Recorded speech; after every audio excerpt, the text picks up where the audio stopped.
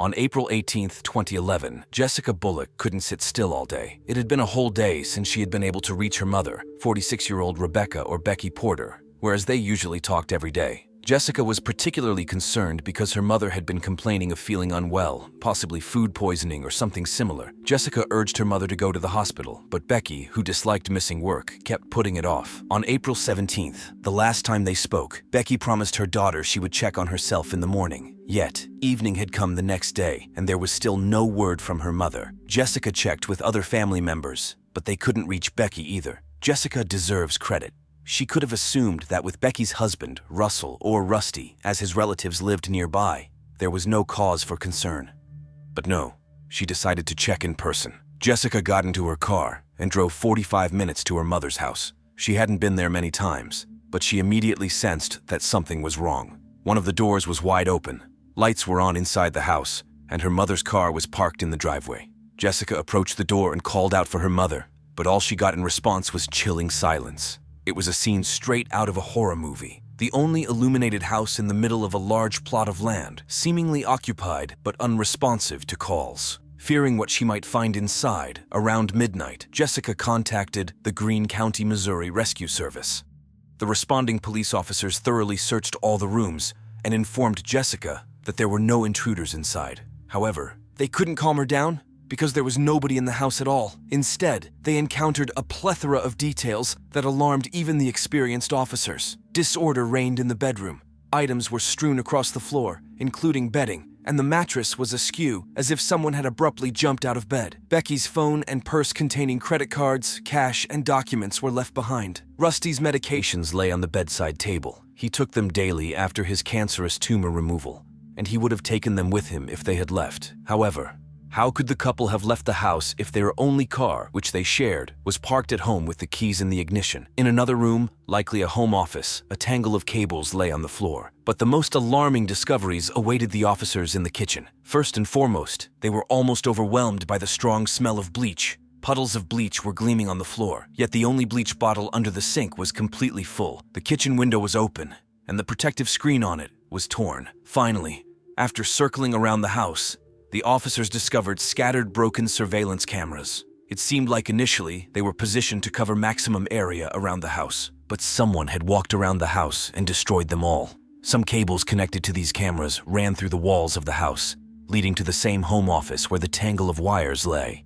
When the officers returned to the room, they realized that the cameras and monitor on the floor were connected to a computer, which was conspicuously absent. This was one of the most telling pieces of evidence, especially considering that Rusty had installed the cameras quite recently. Moreover, it's not common for people to install so many cameras in the middle of a farm. Was Rusty afraid of something? All the findings suggested that the spouses weren't together at the time of their sudden disappearance. The first theory of the detectives was that perhaps Becky and Rusty became victims of a botched nighttime robbery. However, the evidence didn't support this theory. Besides the car and cash, other valuable items like the television remained untouched. Maybe Rusty got into trouble, owed money to someone, and the couple decided to disappear this way. Did one spouse do something to the other, get scared of the crime committed, and flee? Or did someone attack them in the middle of the night? At that moment, investigators were considering numerous scenarios, each worse than the other, and doubted a favorable outcome. The police began questioning friends and relatives of the couple, starting with Rusty's mother, Kay Simmons, who lived in a small house directly behind the family home. She recounted that Rusty and Becky had only been married for about a year. The newlyweds moved into the house on the 49-acre property owned by Kay's parents. Also, less than a kilometer away from the young couple, Kay's brother and Rusty's uncle, Robert Campbell, lived with his wife Carolyn. Rusty and Becky seemed like a very happy couple, but their relationship raised doubts among their close circle. Some were uneasy about the 12-year age gap between the spouses, and Jessica and her brother even skipped their mother's wedding. On the evening of the previous day, the 17th, Rusty's son dropped by to ask his mother for painkillers because Becky wasn't feeling well. According to Kay, Rusty behaved as usual and didn't tell his mother anything that would worry her. She also didn't hear any strange sounds later that night. But when she stepped onto the porch the next morning, she saw Becky's car. Kay was surprised because Becky was a very responsible, hard-working woman who never left for work later than 7:30. Despite her son and daughter-in-law living just a few steps away from her house, she tried not to intrude and didn't go to them, simply assuming that Becky stayed home because she was unwell. but now she was certain that something had happened to her son and daughter-in-law before the morning of the 18th. Meanwhile, detectives questioned her about Rusty and Becky's relationship. Did they have any problems? Could anyone have harbored a grudge against them? And Kay immediately thought of one person. Before marrying Rusty, Becky spent 26 years in a marriage with a church pastor. However, they decided to divorce, and according to their friends, they couldn't part amicably. The former spouses fought for a long time over ownership rights of the restaurant they had previously managed together. They had been divorced for only 4 months when Becky met her future husband online. Naturally, this piqued the interest of investigators, and on the 4th day of the investigation, they questioned the ex-husband. However, it quickly became apparent that he had no connection to Becky and Rusty's disappearance. Although their divorce was accompanied by scandals, the man continued to live his life, and he had a solid alibi for the time of the couple's disappearance. Moreover, he seemed genuinely upset about what could have happened to them. After ruling out Becky's ex-husband, the police continued to delve into the personal lives of the newlyweds. Once again, the investigators quickly uncovered something interesting. Becky had complained that she couldn't stand it anymore and things couldn't continue like this. When the police questioned her daughter Jessica about this, she said that her mother had confided in her that she and her husband had been arguing frequently lately. Of course, various negative scenarios immediately sprang to the detectives' minds, suggesting that Rusty might have done something to Becky and then fled. However, unlike Becky's family, all of Rusty's relatives and friends unanimously insisted that he sincerely loved his wife, and they had never seen him happier. He truly loved her and had changed for the better because of her. So why did the woman complain to her daughter about problems? It turned out that Becky had grievances, not against her husband, but against his family, specifically against one person. Becky's grievances were directed towards Rusty's uncle, Robert Campbell. Robert lived nearby Rusty and Becky on the same 49-acre property. Kay and her brother Robert had always been very close, but he didn't like the fact that his nephew had settled on the property, which he likely considered entirely his own. He was very possessive about anything that belonged to his parents, down to the smallest details.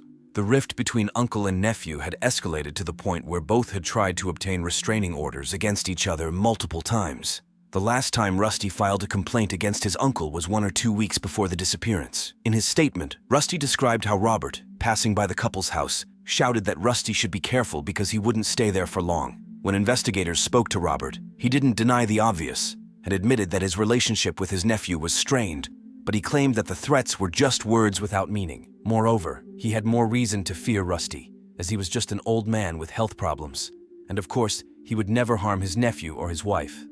Additionally, Robert had a very solid alibi. He worked as a long-haul truck driver, and during the couple's disappearance, he was headed to Texas with his wife. This was confirmed by phone records for both Robert and his wife, Carolyn. With Becky's ex-husband and Rusty's uncle ruled out as suspects, investigators hit a dead end. However, another crime shook them out of it. On April 25th, a week after the couple's disappearance, police were called to the scene of a double homicide of another married couple. The second crime eerily resembled the disappearance of the Porter couple, and it also began with a call to 911. Early in the morning around 5 o'clock, a neighbor of the couple called emergency services and said he had scared off a stranger wearing a black hoodie. The person ran away down the road. When officers arrived, they found Donald and Helen Willingham murdered. They had been attacked with a knife. The similarities were striking. An unknown assailant had broken into both couples' homes. Almost nothing was stolen, and there were no obvious suspects. Furthermore, Donald was a pastor, and Becky had been married to a pastor for over 20 years. Investigators pondered whether the cases were connected, or if it was just an astonishing coincidence. Was there a serial killer roaming the county, targeting married couples? However, a breakthrough occurred in the Donald and Helen Willingham case 3 months later. A young man named Jose Huckleberry was arrested on charges of robbery. After 7 hours of interrogation, he confessed to the murders. When detectives learned his motive and the details of the attacks, they had to admit that these two cases were not linked. The situation for the investigation was not improving. All the evidence collected up to that point suggested that Rusty and Becky's disappearance was linked to some crime. But what? Now the investigators had neither a motive nor any suspects. The couple's relatives and friends did everything possible to keep the public aware of the case. They printed a huge number of flyers and posted them in all frequented places, gave interviews to local media, and of course, continued to cling to the only glimmer of hope in the realm of dark thoughts and forebodings: hope. Despite the grim circumstances, the community remained supportive, rallying around the missing couple's loved ones and assisting in any way they could. The search for Rusty and Becky continued, fueled by determination, and the unwavering belief that answers would eventually surface. And suddenly, completely unexpectedly, a new lead emerged. A prisoner serving time in the local jail came forward with information that would interest investigators. Shortly before his arrest, he was relaxing in a bar where he met a man named Tony Friend. They struck up a conversation during which Tony boasted about several crimes he had committed. Among them was the murder of Rusty and Becky Porter. Detectives were skeptical of the informant, who naturally came forward only in hopes of striking a deal with the prosecutor. However, they were obligated to investigate. At the very least, they needed to find out who this Tony Friend was. The more they delved into the man's past, the fewer doubts remained about the informant's words. Tony Friend, 43, had a history of repeated involvement in violent attacks and armed robberies, rather than minor offenses, indicating a propensity for cruelty. However, it was only after examining his phone data that detectives believed they had a solid lead. On the night of April 17th, he was in close proximity to Rusty and Becky Porter's home, and then he headed towards the Cedar Creek area, known for its vast expanse of dense forest, although investigators didn't know exactly where. They invited him in for questioning, but it proved to be a futile exercise. Tony denied any connection to the couple, claiming he hadn't committed any crimes and had no knowledge of the matter. He didn't answer most of the questions, and those he did answer were so evasive that essentially the only thing he confirmed was his name and age. Detectives had hoped for a more fruitful outcome, but they were now convinced that they needed to dig deeper in this direction. Knowing that Tony had been near the missing couple's home before heading towards Cedar Creek, investigators decided to speak with his relatives and friends. Since Tony grew up in the area, he likely knew it well, and there could have been a secluded spot known only to his close acquaintances. They were right. Tony's cousin immediately recalled a place where they used to play as children. It was an area with dense vegetation near Cedar Creek, inaccessible by car. The kids called it the bulldozer spot because that's where old, non-functional cars were dumped. There were also dilapidated and abandoned cabins, which had been falling apart since they were children. The woman led the police to this location, and it turned out to be the piece of information they had been missing. On July 21st, the police headed to the specified location in Cedar Creek, specifically to the old cabin where Tony used to play with his friends in his childhood. Immediately, they detected a distinct smell, the unmistakable odor of decomposition. In the center of the dilapidated cabin, amidst piles of debris, they found a hole in the wooden floor. Inside, they discovered the bodies of two individuals, still dressed in their pajamas. Blood at the scene indicated that they were killed right there. The bodies had significantly decomposed, and investigators relied on dental records and DNA to confirm their identities. It was Rusty and Becky. Autopsies revealed that each of them had died from a single gunshot wound to the right temple, fired at close range. The discovery of the bodies dashed the last hopes of Becky and Russell's family to see them alive. It was even more difficult for them because they couldn't comprehend why someone would do such a thing. It was an execution-style murder. However, the investigators' task shifted from searching for bodies to finding the killer, and all circumstantial evidence pointed to one suspect. The police had another ace up their sleeve. Despite Tony's hardened criminal background, modern technology played a crucial role in the investigation. Officers revisited Tony's phone data and discovered that 3 of his close associates, his wife, Wendy Friend, his son, Philip Friend, and his nephew, Dusty Hicks, had followed a similar path to Tony on the night of April 17th, the day the couple went missing. If Tony remained tight-lipped, perhaps they could pressure one of them. Investigators identified 26-year-old Philip, Tony's son, as the weakest link among the accomplices. During the period between the couple's disappearance and the discovery of the bodies, Philip had been implicated in a theft and was serving time in prison. He had already experienced incarceration, so when detectives threatened him with charges of double homicide, he agreed to talk. On December 17th, the young man revealed that his father had offered him a job to ensure that 2 individuals would never celebrate another birthday. It was criminal slang for murder, and Philip understood the gravity of the task and agreed to it. So, on April 17th, according to the boy's account, his father, Wendy, Dusty, and he got into the car and headed to Rusty and Becky's house. Wendy stayed in the car while the others put on gloves, balaclavas, taped the cuffs of their sleeves and pants with tape to not leave a single hair at the crime scene, grabbed a bottle of cleaning solution with bleach, and headed towards the family's home. They destroyed the cameras and searched the entire house for a way inside, but they were unsuccessful. They were about to leave when Dusty noticed a partially open kitchen window. They cut through the protective screen, pushed the window open, and Tony helped Dusty crawl inside. Dusty then opened the back door. The accomplices then entered the couple's bedroom. They startled Rusty and Becky awake, and Dusty and Tony pointed their weapons at them. Naturally, they were terrified, begged for mercy, and didn't understand who had burst into their home and what they wanted. But the criminals had more important matters to attend to than explaining anything to their victims. They generously poured bleach all over the kitchen floor, took the computer where the surveillance camera footage was stored, and, after tying the victims' hands with zip ties, led them to the car. It's remarkable how much effort the accomplices put in to avoid getting caught. In light of this, it's simply astonishing that Tony himself confessed his involvement in this to a stranger in a bar. Be that as it may, they dropped off Wendy at home and went to the location chosen by Tony, now known to the police. The accomplices parked the car in a field right in front of the dense forest, so vast that no one would hear a gunshot or screams. Tony instructed Dusty and Philip to wait while he led the spouses away. In their pajamas, barefoot, at gunpoint, they obediently walked into the woods. It's hard to imagine what they were feeling at that moment. Surely they understood they wouldn't be coming back, but they obediently pressed forward.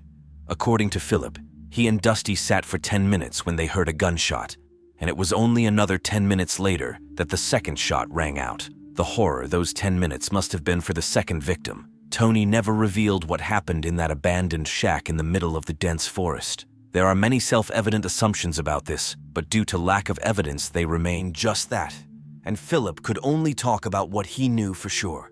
And according to his admission, it was only when his father emerged from the darkness of the forest alone that he began to understand what they had just done. After Philip's confession, investigators had only one question left that demanded an answer, although they already suspected the answer. Why did his father decide to kill two people he had never even met before? For this job, he was promised $100,000. And for Philip, this was no secret. It was Rusty's uncle, Robert Campbell, and his wife, Carolyn, Tony's sister. It was Robert who was the mastermind behind the murder, planning the attack for a time when he himself was supposed to be away in Texas. In fact, aside from disputes over the 49-hectare plot of land they lived on, he had a second motive. Robert was selling stolen equipment and using his property for these purposes. Rusty and Becky didn't like this, and they weren't going to stay silent about it. They raised a fuss that annoyed Robert. Becky was very afraid that unknown individuals were lurking around their home, so her husband installed cameras facing different directions from the house. Irritated by their behavior, Robert decided to get rid of them, to silence them forever. Naturally, he turned to Tony, a hardened criminal, and conveniently enough, his wife's brother. As the police learned, he approached Tony with a request to kill his nephew. Tony inquired about Becky, to which Robert coldly replied, "If she's there too, then kill her too." Tony agreed. Robert was arrested, but he stubbornly denied everything. He constantly reminded the investigators that he had an alibi. When the charges were brought against him, Tony and Dusty pleaded guilty. Tony and Dusty were sentenced to life imprisonment without the possibility of parole for first-degree murder. Wendy decided to try her luck in court, was found guilty, and received a similar punishment. Robert also opted for trial, which made prosecutors nervous. Except for Philip's testimony, they had nothing solid against him. However, Philip agreed to testify against him and performed well in court. It was thanks to him that Robert was convicted. He was found guilty of 2 counts of second-degree murder. He will never see the light of day again. For his cooperation and willingness to plead guilty, Philip was sentenced to 13 years. Robert's wife, Carolyn, took her own life, unable to bear it all. She faced charges only for perjury. Arguments in people's lives are common and inevitable, and nobody really expects that a dispute will result in such consequences as murder. Becky and Rusty didn't like Robert's illegal side job, and they didn't hesitate to speak out about it directly. They knew it was dangerous. Becky openly feared the suspicious individuals who appeared near their home, and Rusty even installed a series of cameras to protect his wife. Unfortunately, it didn't save them. On that fateful night, when the couple walked into the woods in their pajamas and barefoot, did they suspect that Uncle Robert was to blame, wishing to get rid of the troublesome nephew and free up the house? Did the killer say anything to them before pulling the trigger? Or did the spouses believe to the last that it was some random attack, and the quarrels with Uncle Robert were just silly arguments, and he would never harm his nephew and his wife? On a beautiful autumn morning on October 22, 1993, Doug Boggs entered his hardware store in the resort town of Steamboat Springs, Colorado. The store had been in operation for 63 years, a family business that Doug ran with his brother, Gerald or Jerry Boggs. However, that morning, Jerry did not show up for work. This was entirely uncharacteristic of him. Jerry was a creature of habit and adhered to a strict daily routine. Doug became so worried that he went to his brother's home. The front door was locked, so Doug went around to the back door leading into the kitchen. As soon as he opened the door, he saw his brother. Jerry was lying on the floor with blood pooled around his head. It was a horrifying scene that shocked Doug to the core.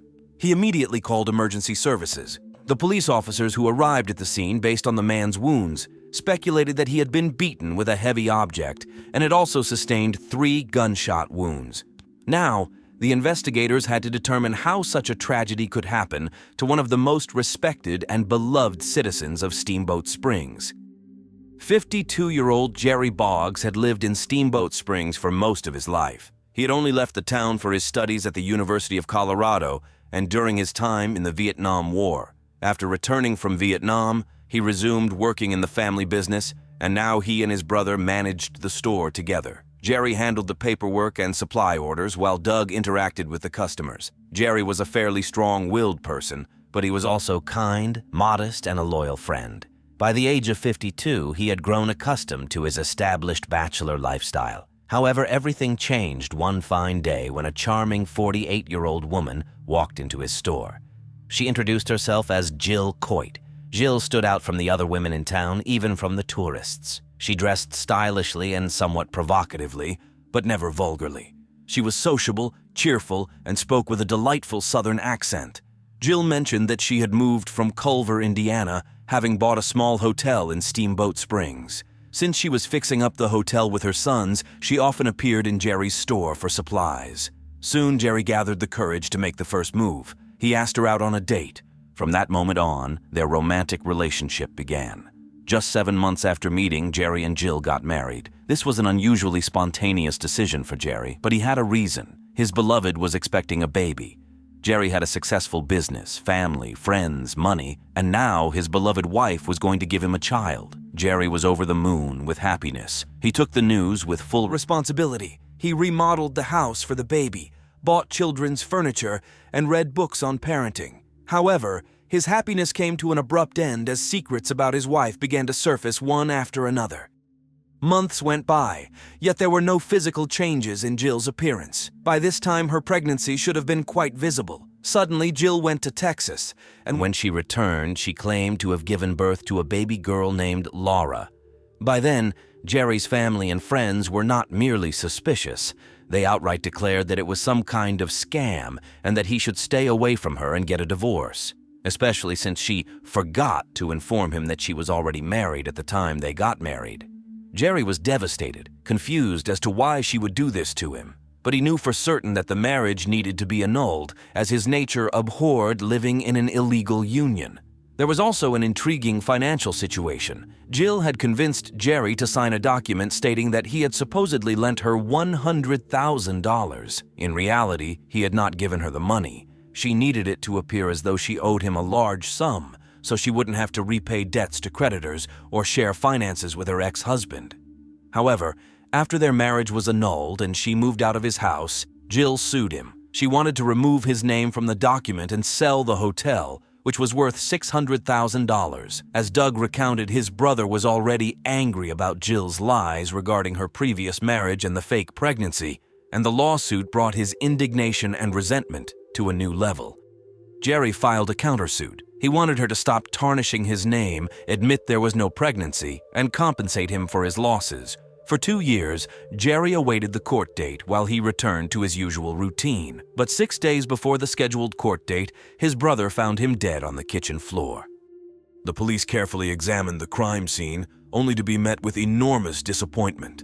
There were no signs of forced entry, nothing had been stolen, and the killer had left no clues behind. The murderer took the firearm with them and left no fingerprints or blood on the shovel used to beat the victim. Whoever committed this heinous crime had covered their tracks exceptionally well. Neighbors did not hear any gunshots. However, one neighbor did recall something suspicious. On the day of the murder, she was outside and saw 2 people walking down the street. They looked suspicious enough that she went back inside. Despite the warm weather, they were dressed very warmly and resembled hunters. One was clearly a man, but she wasn't sure about the second person. There was definitely something off about them. At the same time, the medical examiner conducted an autopsy. He determined that the attack on Jerry Boggs had occurred in the afternoon of October 21st. He confirmed that Jerry had been shot 3 times, beaten, and an attempt had been made to strangle him.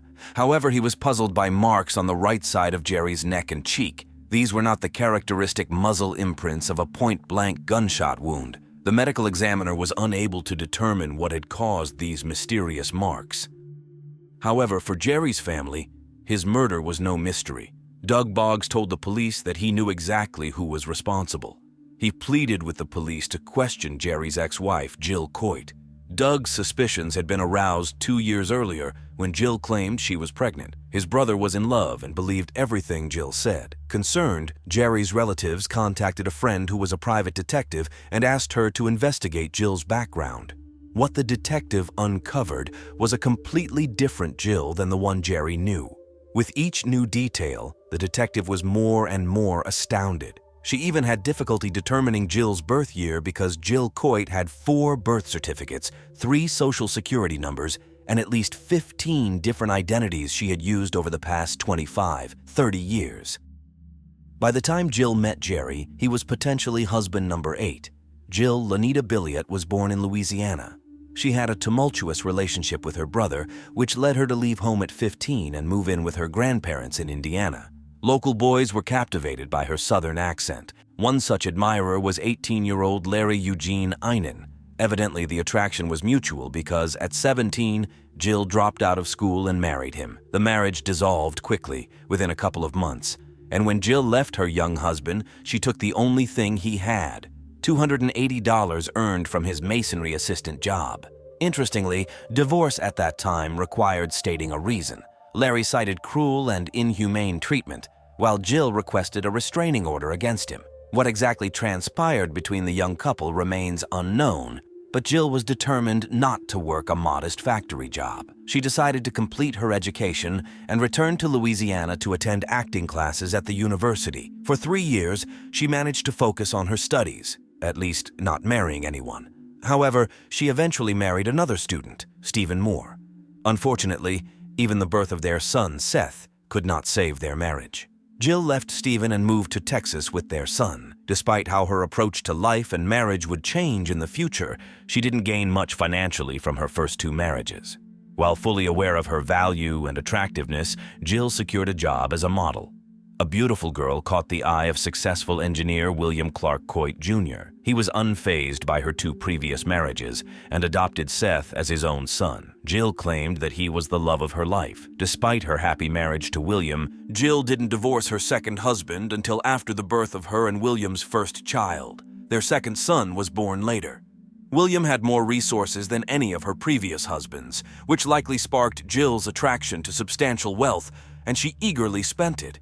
However, William was often away from home, leading Jill to start having affairs. Upon discovering this, William demanded a divorce. A bitter custody battle ensued.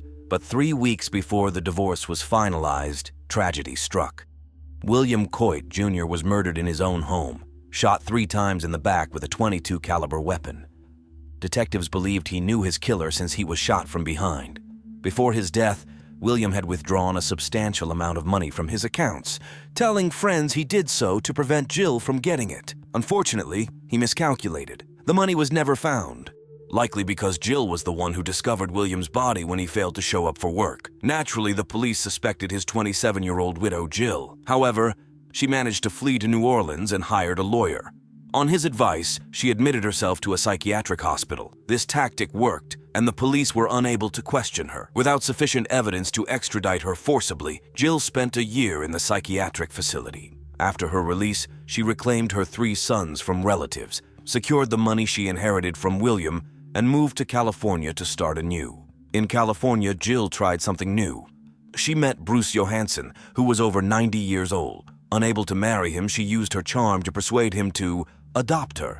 After the man passed away, likely from natural causes, she inherited all his assets, finances, and property.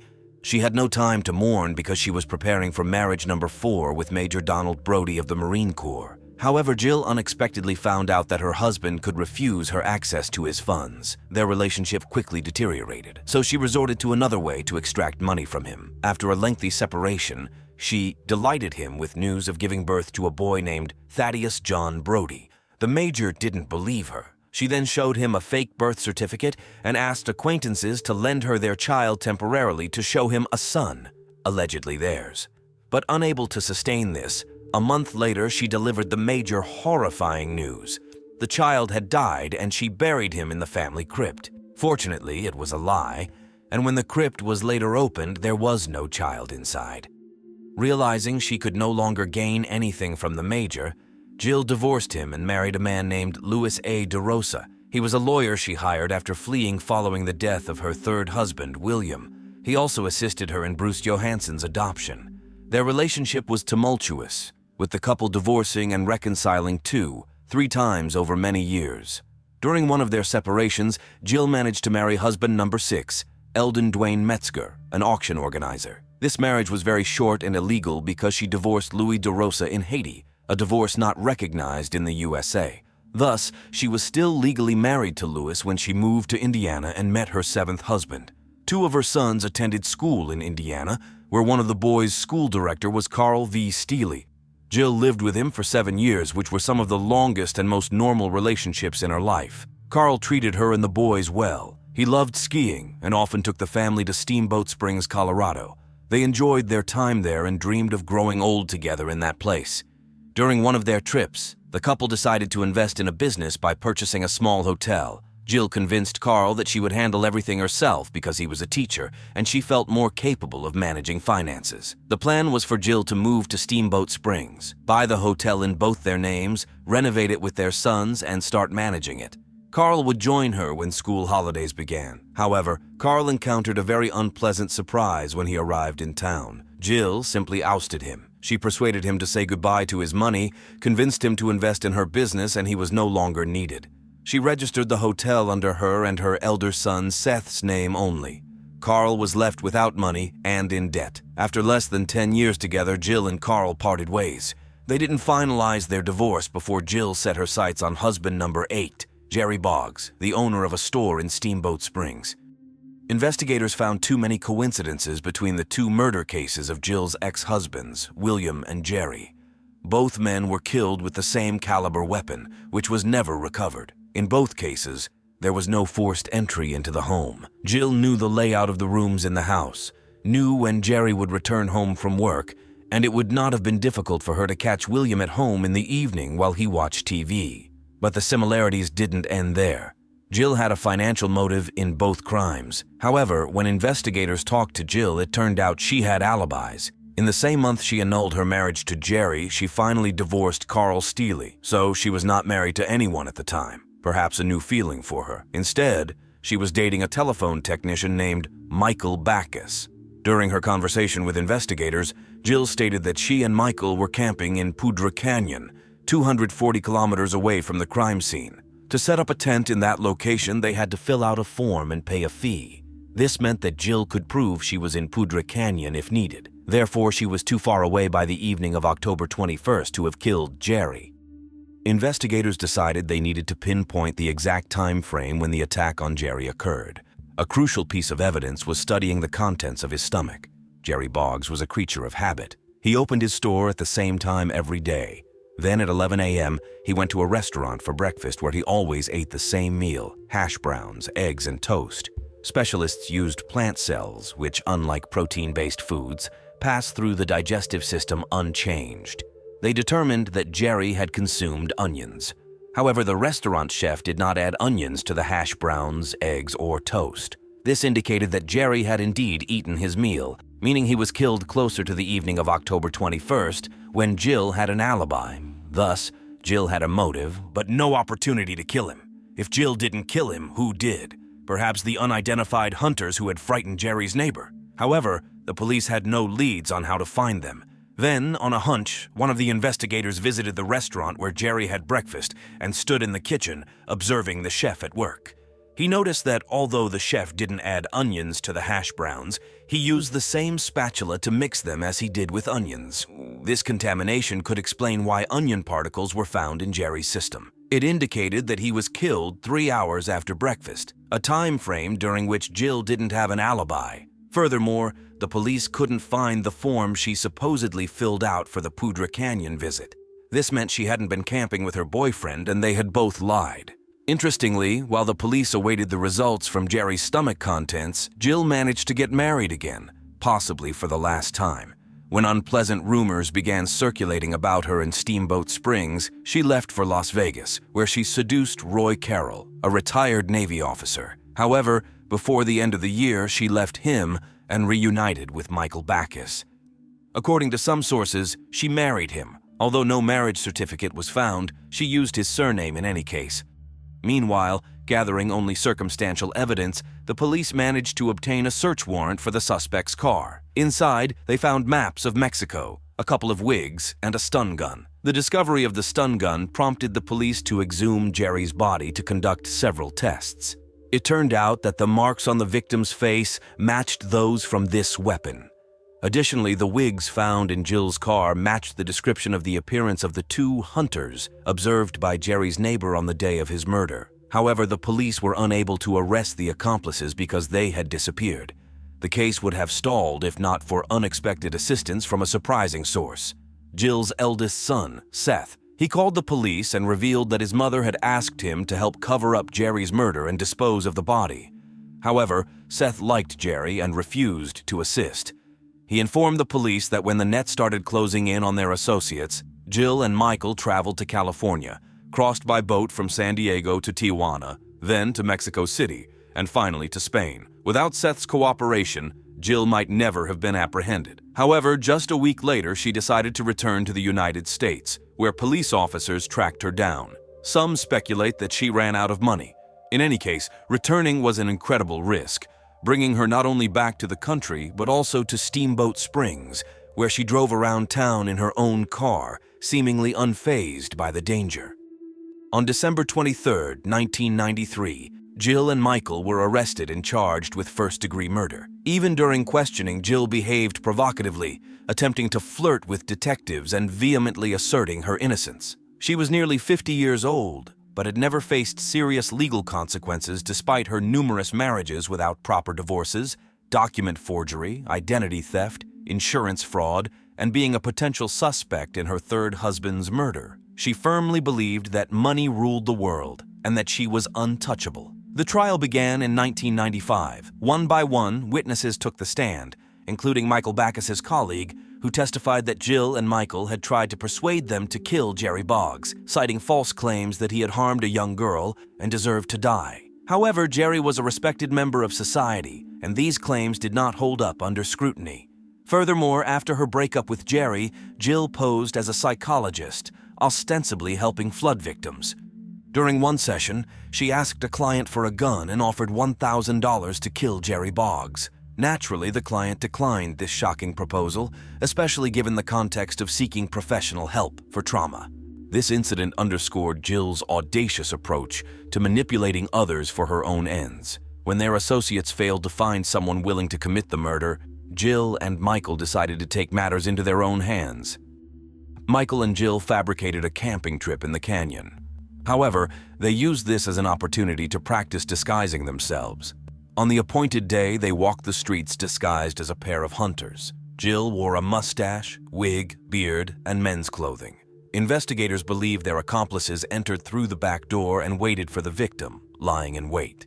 After Jerry finished work early and returned home around noon, the killers immobilized him using an electroshock gun. They then beat him with a shovel and attempted to strangle him. When that failed, according to detectives, Jill shot her ex-husband 3 times.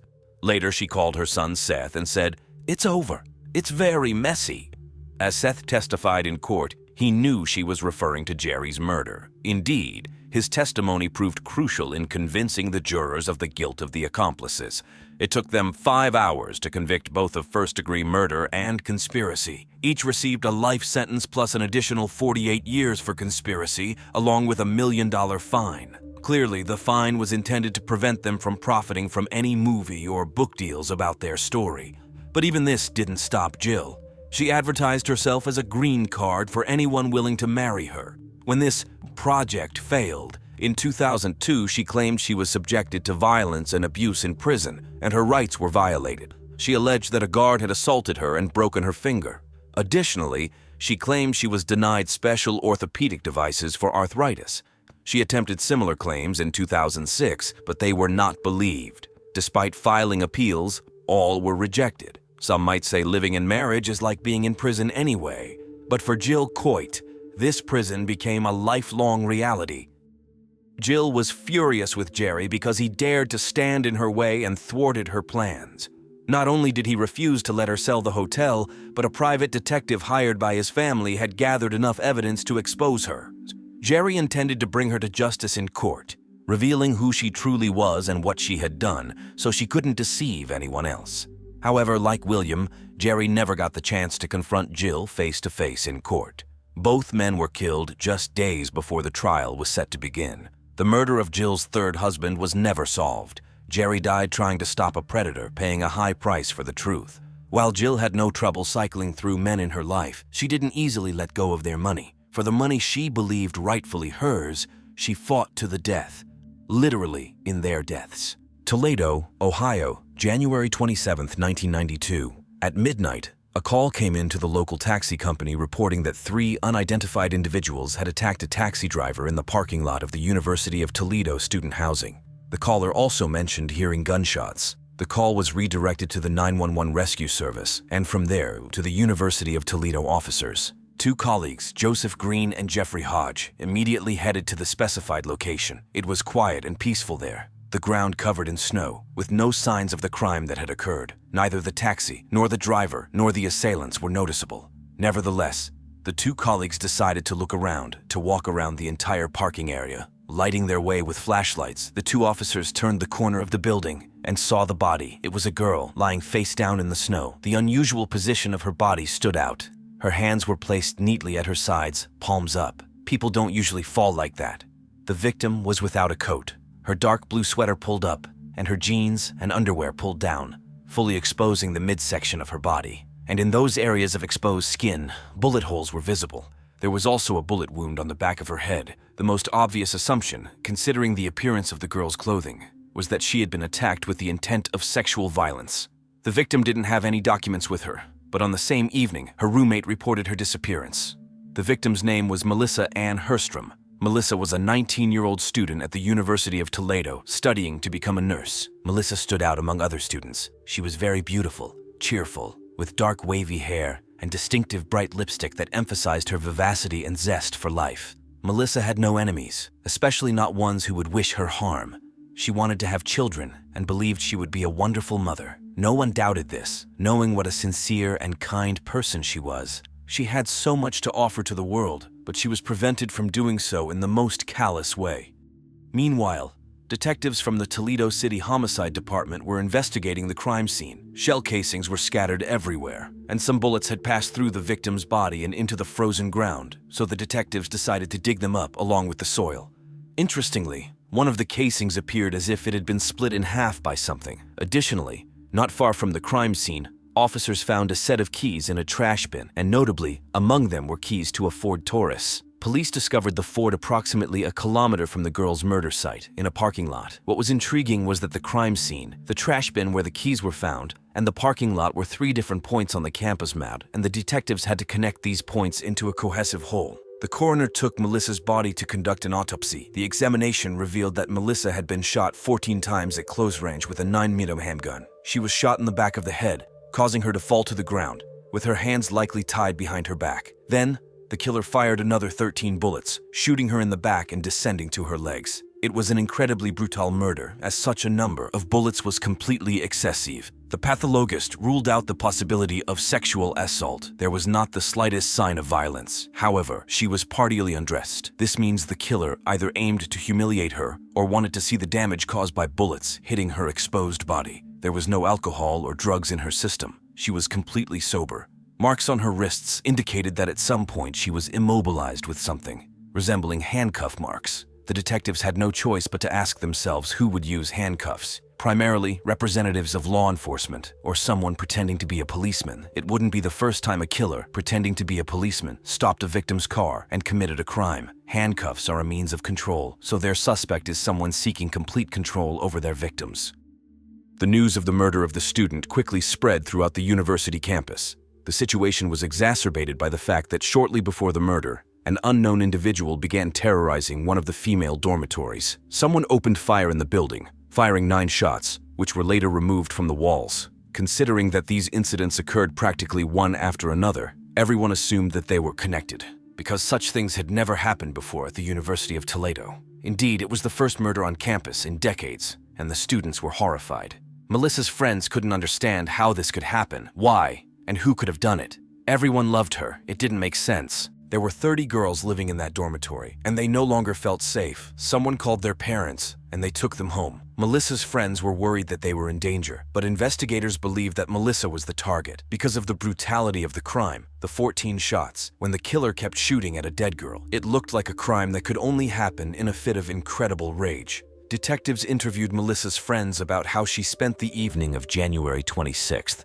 It turned out that she met up with a friend from the university's women's club, sorority, after which she planned to return home. However, someone called her and informed her that her boyfriend, JR, was spending time with another girl.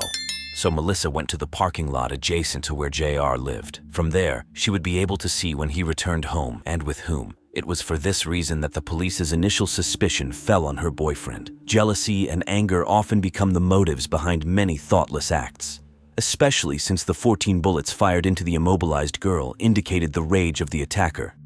Melissa's boyfriend, JR, stated that he was indeed with another girl at his home that evening. He didn't see Melissa and had no idea that someone had informed her of his infidelity. However, things were not as simple as they seemed. Investigators found out that Melissa's personal life was more complicated than it appeared at first glance because she was hiding her new relationship from her ex-boyfriend, Kenny. Kenny was a very volatile person, the kind who gets into fights in bars, can punch a wall in anger, and yell threats in fits of rage. Naturally, the question arose of what Kenny would do if he found out about Melissa's new relationship. Thus, the police suddenly had two suspects, the unfaithful boyfriend and the aggressive ex-boyfriend. Both were invited for questioning. They answered questions candidly, sincerely wanting to help the investigation, passed polygraph tests, and had alibis, meaning neither of them had any connection to the crime. However, now that both guys had been ruled out as suspects and no new ones emerged, panic began to spread throughout the university campus. Everyone understood that it still could be a random murder, and fear gripped the University of Toledo. A pair of girls from the women's dormitory reported receiving strange, threatening calls. It was the same dormitory where the unknown assailant had fired shots. The girls were so terrified that university officers escorted them to and from their classes. Since no one suspected who the killer was or why he targeted Melissa, everyone wondered who would be next, fearing that the killer could emerge from around any corner at any moment.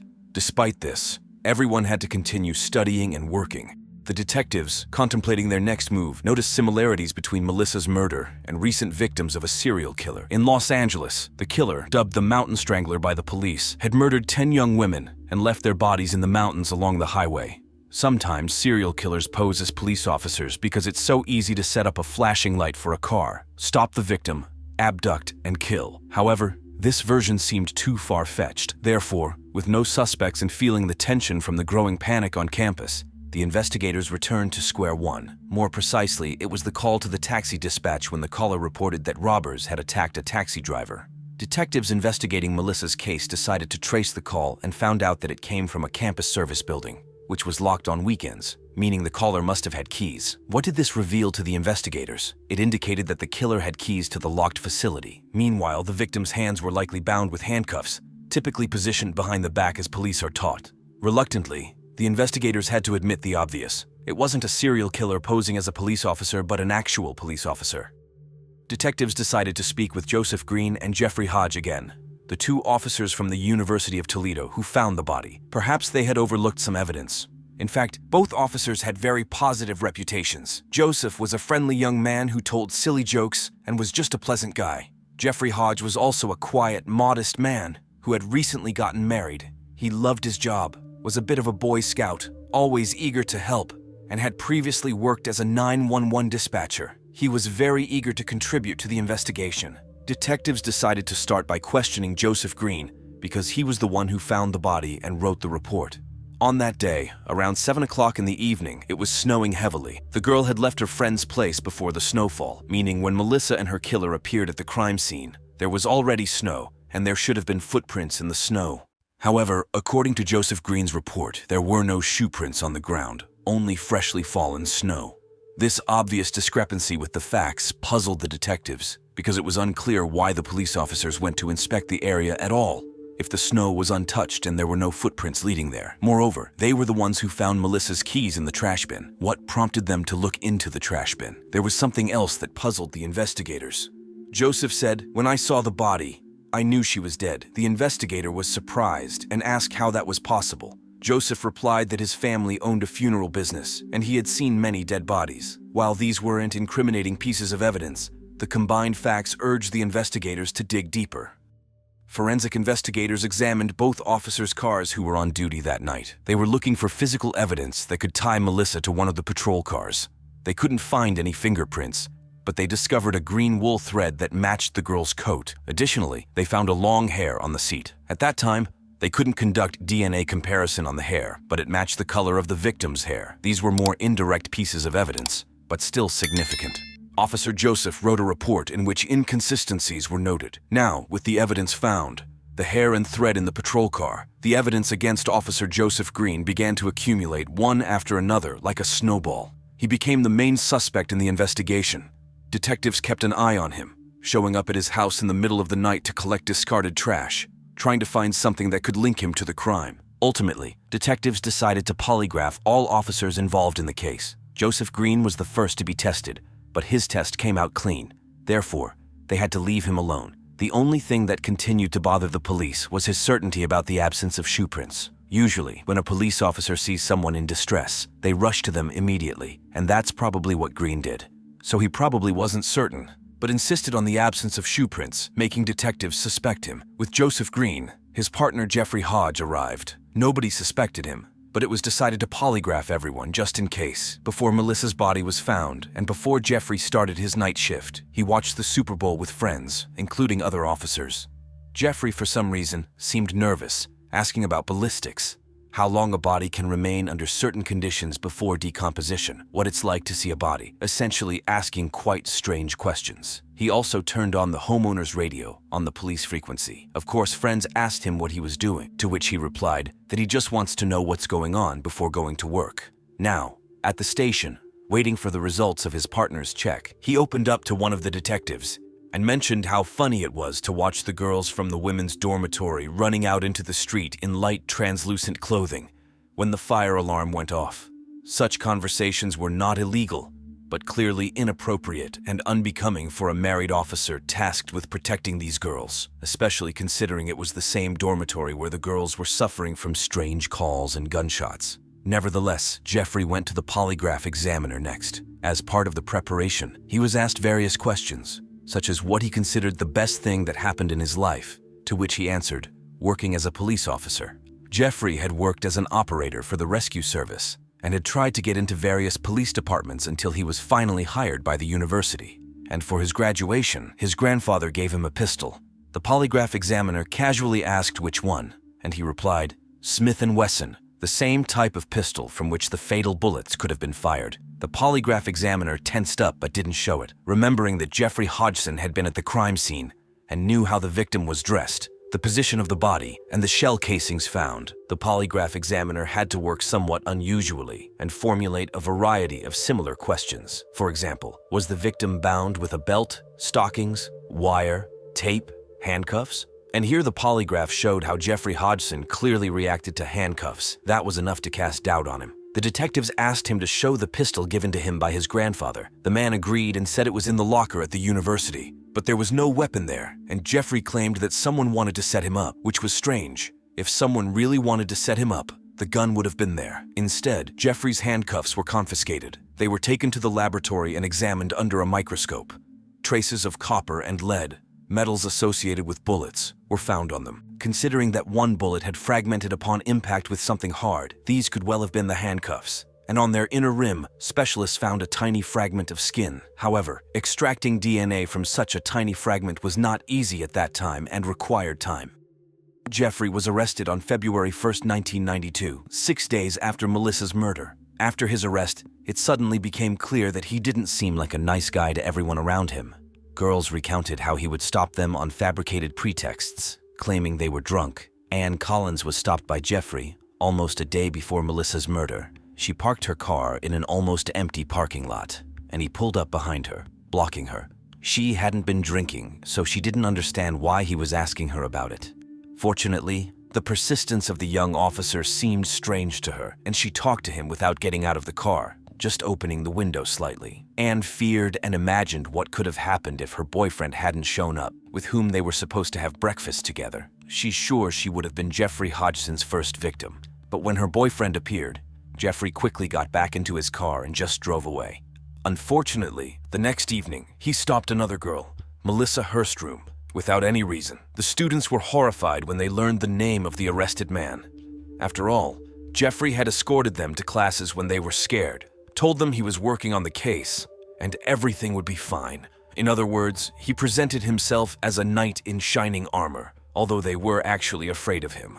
The case against Hodgson was built on circumstantial evidence until 3 weeks after his arrest, when the DNA test results came in. The fragment of skin on his handcuffs belonged to Melissa Hurstrom. In 1993, 18 months after the murder, Jeffrey pleaded guilty to the murder in exchange for a life sentence with the possibility of parole. He limited his admission to just that and claimed he didn't remember anything about the crime itself. It's unlikely that this is true. He probably remembers every little detail. But even without his confession, detectives had a version of what happened to Melissa that evening. Jeffrey Hodgson patrolled the area of the college campus. It wasn't his first time stopping pretty girls. Unfortunately, Melissa was alone on the street that evening. She wasn't drunk, but she was alone. She didn't have her driver's license with her, and instead of a warning or a fine, Jeffrey Hodgson forced her to get into his car and drove her to the dormitory, where she got her license. He convinced her to take off her coat and put it on the back seat of the car so he could get a better look at her body. He was supposed to take her back to her car, but during the ride, he began to harass her. Melissa didn't like it, and she probably told him that such behavior would cost him his job. Another person might have ignored this, but not Jeffrey Hodgson. A man who considered being a policeman the best thing that ever happened in his life didn't see himself in any other role. He drove the girl to a remote parking lot, pulled Melissa out of the car, frightened her, handcuffed her, and led her around the corner of the building. This is where he pulled down her clothes, humiliating her, and reached a point where he was horrified by what he had done and saw the only way out for himself in murder. And he shot the girl in the back of the head. Later, he called the dispatcher so he and his partner could answer the call and find the body. After all, he knew for sure that he had left footprints in the snow and needed an explanation of how they got there. He manipulated his partner, allowing him to find the body and write the report. Jeffrey Hodgson also confessed to making threatening calls and shooting at the dormitory. He did this to once again respond to the call himself and appear a hero in the eyes of others. His cruelty quickly escalated, and it all ended with him killing a person. The former police captain, who headed the homicide department in 1992, said, in his opinion, Jeff Hodgson is a psychopath. It showed in how his crimes escalated. He believes if they hadn't caught him, he would have become a serial killer. He would have struck again. When he was formally dismissed in March 1992, representatives of the university found that he often stopped students, or rather female students, without informing the dispatcher. Once he called a girl's home several hours after arresting her for drunk driving, fabricated reports of robbery and an armed man on campus, as well as violated rules by waiting for students in bars outside the campus and following them to the student village, where he stopped them on suspicion of driving while intoxicated. It is believed that he made a call about a planned bombing against the university president and started fires, committing crimes that he himself investigated. He was not charged with other offenses investigated by the University of Toledo police. The prosecutor offered him a deal because the main evidence against him was DNA. They didn't even find his personal gun, from which he fired at the dormitory and at Melissa. But if today all jurors know what DNA is, and that it's practically a 100% guarantee that the accused is the real killer, in those years, DNA was new, just like a smeared fingerprint. The prosecutor was afraid that Jeffrey would be acquitted. At that time in Ohio, there was also no life sentence without the possibility of parole, as there is today. Therefore, he was sentenced to a term of 33 years to life, but considering the time he had already served in prison and his exemplary behavior, his first parole hearing was held on September 21, 2021. Melissa's family, her friends, and other people associated with the case, including Anna Collin, wrote letters to the parole board objecting to his release. About 400 letters were sent in total. When Jeffrey killed Melissa, he was only 22 years old. He was still relatively young and could commit more crimes if released. Furthermore, over the years, he never once contacted Melissa's family, never apologized, never attempted to explain what happened that night. Of course, his release was denied, and the next hearing will take place in 2031. The victim's family sued the university because the university administration hired Jeffrey and overlooked the numerous offenses he committed. The university paid the family $1 million, but it didn't make things easier for them. They never heard from Jeffrey Hodgson what Melissa did to deserve such a fate. Although more than 30 years have passed, Melissa's university friends have not forgotten about her. A few years ago, they raised funds to create a cozy relaxation area at the university, where students can sit, relax, and remember Melissa, who once also studied at the University of Toledo, dreaming of becoming a nurse. But this was not allowed for her by a 22-year-old policeman with too high an opinion of himself, dreaming of becoming a hero, and instead of that, killing a girl whom he pledged to protect. A woman, walking or running alone on a trail. This image is often associated with a dense forest, where a thin, winding path leads deeper into it, and rays of light barely penetrate through the thick tree canopy. It's a place where an unsuspecting victim could be dragged off the trail, and nobody would hear her scream. But what if it's a sun-drenched, highly popular pathway located right in the heart of the city, where people stroll almost at any time? The attack on Katie Lorek happened precisely in such a wonderfully safe place. And that's the scariest part, because it confirms that a nightmare can become a reality in an instant, and something like this could happen to any one of us. Kathleen Louise Ayello Lorek, known as Katie, was born in New Mexico but grew up in California, where she met her future husband, Jeffrey Lyon. The young couple got married and they had 3 children, but despite 20 years together, the family eventually fell apart. Their divorce was a challenging process and was officially finalized in 1997. However, it turned out to be beneficial for the 44-year-old woman. Her friend recalls that Katie had always been a lively person, but after the divorce, she simply blossomed. Over the next 3 years, Katie advanced in her career, working as an assistant in Sistren Donner in Concord, California. It was a very successful and prominent company, and Katie held a high position in the office. A new, wonderful chapter began in her life. Her children were almost grown, she loved her job, and she started dating again. Despite being over 40, due to her excellent physical condition, grooming, and joyful attitude toward life, she attracted a lot of attention. At work, Katie introduced her son to one of her colleagues. The man's name was Johannes Lorek. There was an instant spark between them, and with Johannes, Katie felt she could be herself. They started dating, although their meetings were not very frequent because Johannes lived in Austria. However, they traveled together, had romantic weekends, and enjoyed skiing. In 2003, during a trip to a lake in Switzerland where they had gone for a skiing excursion, Johannes knelt down and asked Katie to marry him. She would have been happy to spend the rest of her life with Johannes, and just a few weeks later he came to the United States and they got married. The couple planned to live in Austria. After all, there was nothing truly tying the woman to the States. Her sons and daughter had grown up and supported her new relationship. Everyone who knew Katie wanted her to be happy, and it seemed like everything was heading that way in her marriage to Johannes. Meanwhile, Katie worked her last few weeks at the company, where her colleagues had practically become her family members.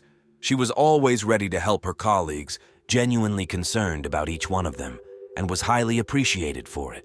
However, no matter how open and caring Katie was, even she needed a breather. Her respite became the daily walks along a trail that started behind the parking lot of her office. During every lunch break, she would put on comfortable sport shoes and stroll along a trail slightly over 20 kilometers long.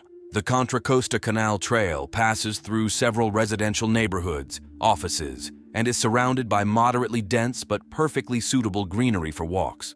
Besides enjoying the fresh air, Katie valued this time because she could make personal calls, especially to her husband. In Austria, it was around 9 o'clock in the evening, making it comfortable for the spouses to communicate. So, on Tuesday, May 13, 2003, colleagues saw Katie as usual at 12:40 p.m. She kicked off her office shoes, put on her sneakers, and left the office, just as she did every weekday.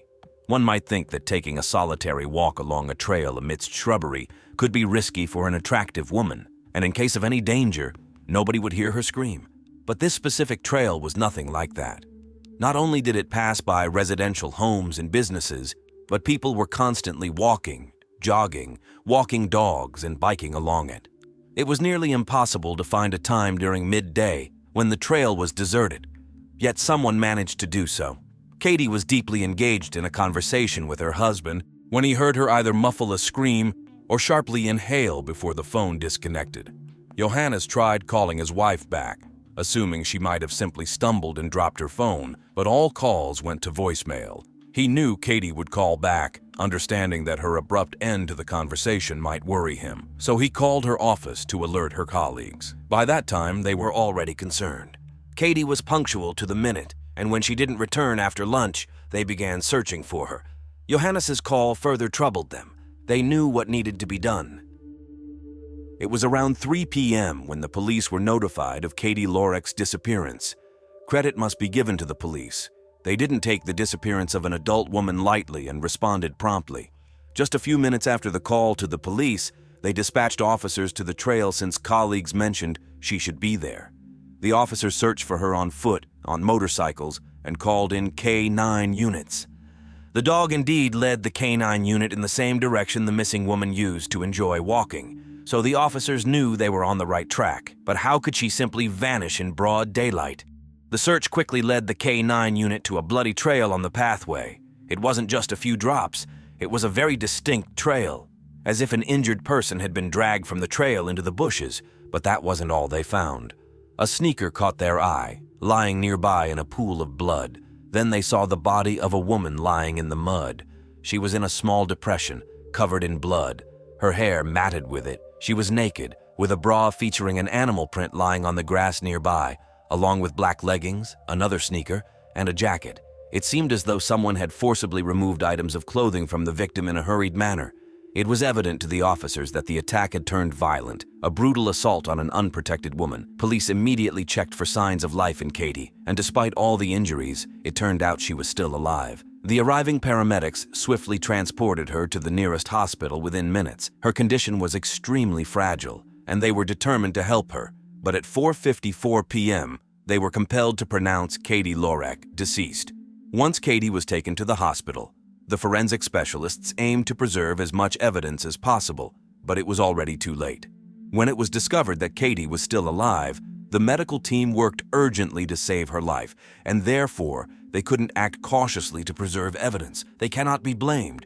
It's essential to prioritize saving the life of the victim in such cases. Consequently, some evidence was compromised. However, the police almost immediately discovered something crucial: the weapon used in the crime. It turned out to be a part of a fence post. It was taken from the section of the barrier that had long been rusted. They surmised that whoever the perpetrator was, they had broken off a part of the post just before the attack. Perhaps the crime was impulsive rather than planned. Therefore, nobody paid attention to the strange object in the assailant's hands, as it seemed harmless. While Katie was on the phone with her husband, she didn't see someone approaching or running up behind her. The attacker repeatedly struck her on the head. At least one blow must have caused her to weaken or lose consciousness, preventing her from screaming, and the assailant had the opportunity to drag her into the bushes without resistance. The murder weapon was covered in blood and was found next to the pool of blood where Katie was discovered. The forensic expert concluded that Katie died from head injuries. However, before that, the killer spent quite some time with her, committing various acts of violence. He left his semen on her body and skin particles on the murder weapon, which allowed the experts to retrieve his DNA. The DNA was cross-checked with the database, but there were no matches. After spending 2 hours at the crime scene, officers realized something was missing. Katie was on the phone during the attack. So where was her phone? It turned out the phone was on, and a ping led the police to an apartment building where 23-year-old Juan Sanchez lived. However, if investigators thought they would quickly arrest the suspect and close the case, it wasn't so simple. The young man explained that he was biking on the trail when he stumbled upon the phone without its owner nearby, so he assumed it was okay to take it. Juan showed the police where he found the gadget, and it was right near the crime scene. His words were trustworthy but not entirely convincing. He was asked to provide a DNA sample, and he readily agreed. Preemptively, it soon became clear that Juan was telling the truth. His DNA did not match the sample. He had merely found the victim's phone and was not the killer. However, since DNA comparison was going to take some time, the police delved into Katie's life. In such a fierce attack, the perpetrator is usually someone known to the victim, especially if the victim is a woman. First and foremost, detectives focused on Katie's ex-husband. What if the woman's second marriage had triggered jealousy and rage in him? However, despite the difficult divorce, there were no signs of animosity between the former spouses. Furthermore, Jeffrey had an alibi which ruled him out as a suspect. Before marrying Johannes, Katie was dating another man who lived in Germany, but on the day of the murder, he happened to be in the city due to interesting circumstances. Moreover, Katie had met him just 2 days before her death. Yet again, they couldn't link the man to the crime scene or establish a motive. What if the new man in the woman's life was responsible for her death? It wouldn't be the first time a man didn't want to be tied down by the bonds of marriage, but wasn't content with a divorce either. Usually money becomes a factor, such as insurance. Certainly, Johannes was thousands of kilometers away from his wife and spoke to her on the phone. On the other hand, he knew her schedule better than anyone, knew where she would be and at what time. Could he have hired a hitman? However, the murder weapon indicated that it was a spontaneous, not a planned crime. Besides, a hitman would likely have tried to flee the crime scene as quickly as possible rather than tormenting the woman. Everything suggested that the victim and the killer hadn't been acquainted before the incident. Therefore, detectives doubled their efforts to find witnesses who might have noticed something unusual on the trail that day. People recalled walking there themselves or with their pets, going to work, riding bikes. One cyclist remembered a stranger asking him for a cigarette. Overall, it seemed like an ordinary day, not hinting at anything out of the ordinary. Despite the shock that something like this had happened on the trail where they felt safe every day, a few witnesses remembered a man acting strangely. He was pointing at the canal, showing fish, as if trying to attract the attention of passers-by. 2 unrelated individuals asked to collaborate with an artist and ended up producing 2 remarkably realistic and similar composite sketches of this man. The only difference was the sunglasses that the man had on his head. The composite sketches were publicized in the media, and the public was asked for assistance. This prompted hundreds of calls from people eager to help. Furthermore, a reward was offered for assistance in apprehending the killer, $10,000 promised by the police, along with an additional $25,000 offered by Katie's company. The police compared the composite sketches with photos of local men who had been arrested for displaying aggression. The more they looked, the more they believed they had found a suspect, a man who lived in the area and was known to frequent the trail. He had been arrested for minor offenses and for assaulting a judge. His name was John Kaler, a 32-year-old. John was a mechanic who suffered from several mental health issues. He had several offenses on his record, mostly related to driving under the influence and an impulsive attack on a judge right inside the courthouse. At that time, he was in handcuffs and was immediately pulled away from the judge, but the attack was documented. There were no other aggressive actions, especially towards women, registered against him. However, he was remarkably similar to the composite sketches. Additionally, the search efforts lost track specifically on the street where John lived. The police were convinced that this wasn't just a coincidence and that they had apprehended the killer. They even called Katie's relatives and informed them that they had found the prime suspect. Now, they needed to detain him as carefully as possible. The police arrived at John's father's house where he resided. His sister answered their knock. She confirmed they were at the right address, but John was no longer available to talk. John had died.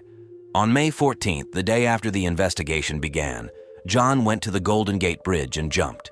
The police were allowed to search the house. They found another piece of evidence supporting their theory, a pair of sunglasses identical to those in the composite sketch. They discovered clothing with something resembling bloodstains on it, and in John's room there was a newspaper article about Katie's murder, along with the composite sketches of the suspect. What was the police supposed to think? Could this be a coincidence? It seemed like John had committed the crime, realized the police would be onto him soon, and decided to end everything by going to the bridge.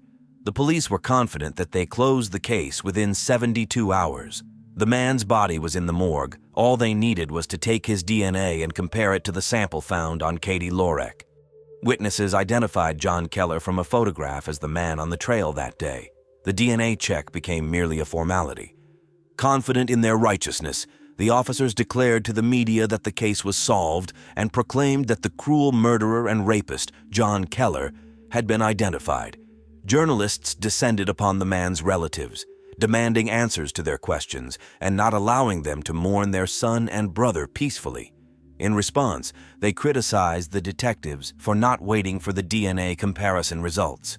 John Keller's sister and father were convinced that the police were mistaken. His father stated that it was irresponsible to connect several random facts and fit them into a picture of the murder. They destroyed the reputation of a young man that was already tarnished. It's unthinkable, he said. The family was distraught. John could no longer defend himself, and they tried to do it for him.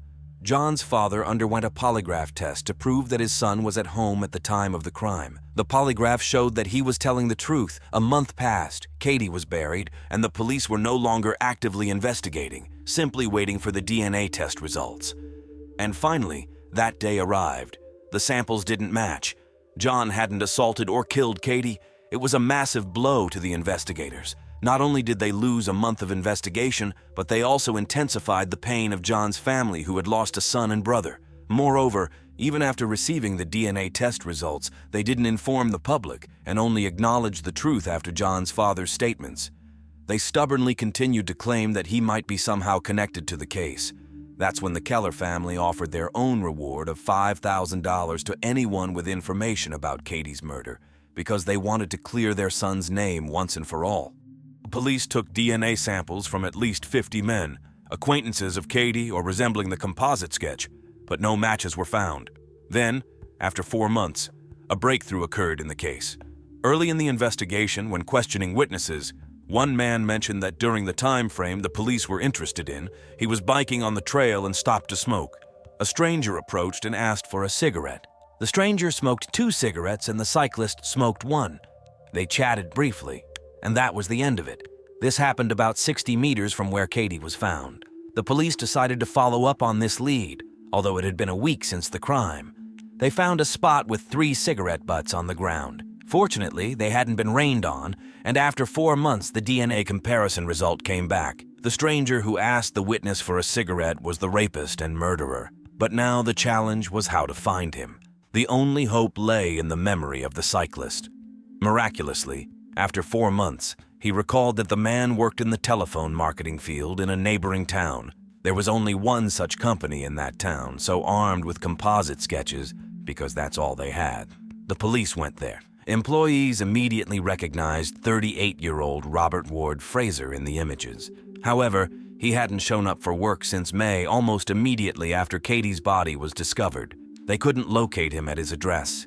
His former girlfriend confirmed that he had left a long time ago and presumed he might have returned to his hometown, but she wasn't certain. However, she found something useful for the police: Robert's toothbrush. Again, a DNA test would take time, and it wouldn't hurt to investigate the suspect for the time being. The man had a history of legal issues, having been arrested 9 times, particularly for robberies and related to illegal substances. He was known for his aggressive behavior in prison. He closely matched the witnesses' descriptions, and an arrest warrant had been issued in Indiana for violating parole conditions.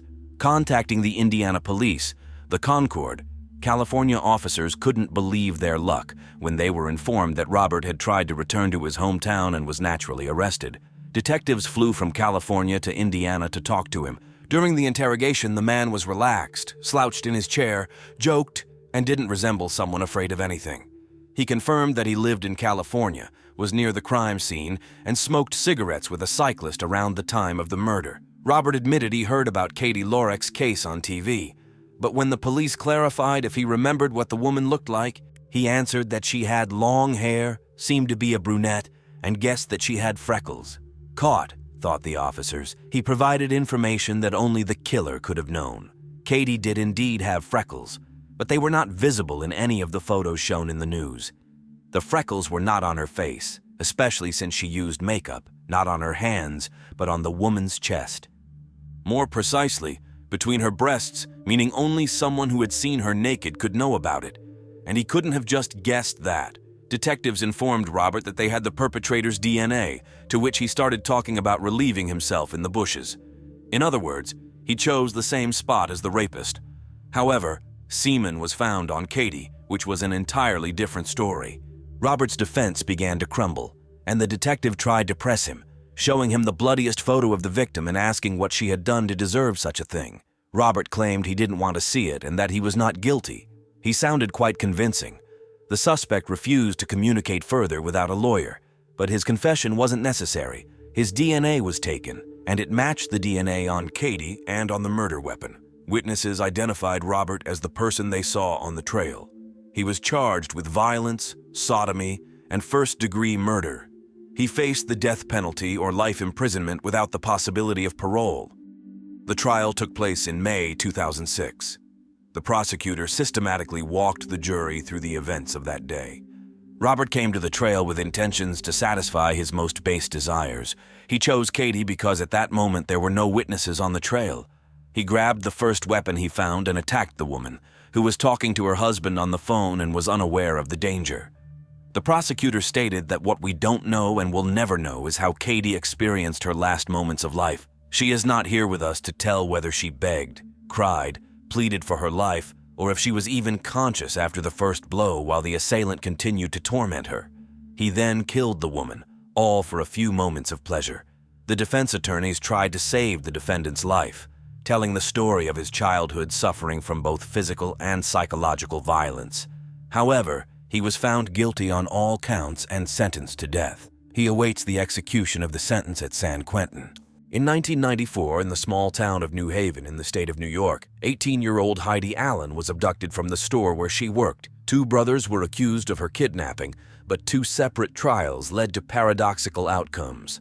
All charges were dropped against one brother, while the other was found guilty. However, if you thought, well, at least they caught the guy who did it, by the end of this story, you'll likely change your opinion.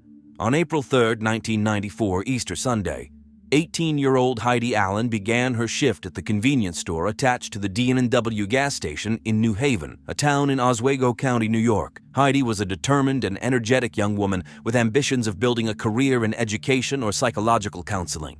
Devoting much of her time to sports, her tall and robust build made her an invaluable member of volleyball and other teams. Despite her athletic prowess, she maintained a friendly demeanor, and everyone noted her warmth and responsiveness. Heidi had been working at D&W for over 2 years. It was her day off, but she agreed to cover a shift so that her colleague could spend the day with her children. Heidi's shift began at 5:45, and she arrived at work with her boyfriend. This was not unusual, as he often accompanied her to ensure she felt safe while opening the store very early in the morning. Typically, he would wait until the first customers arrived and then go about his day. That's exactly how it played out on April 3rd. Another customer entered the store but didn't see any staff. It might have seemed like the store was closed, but the gas pumps were operational and the lights were on inside.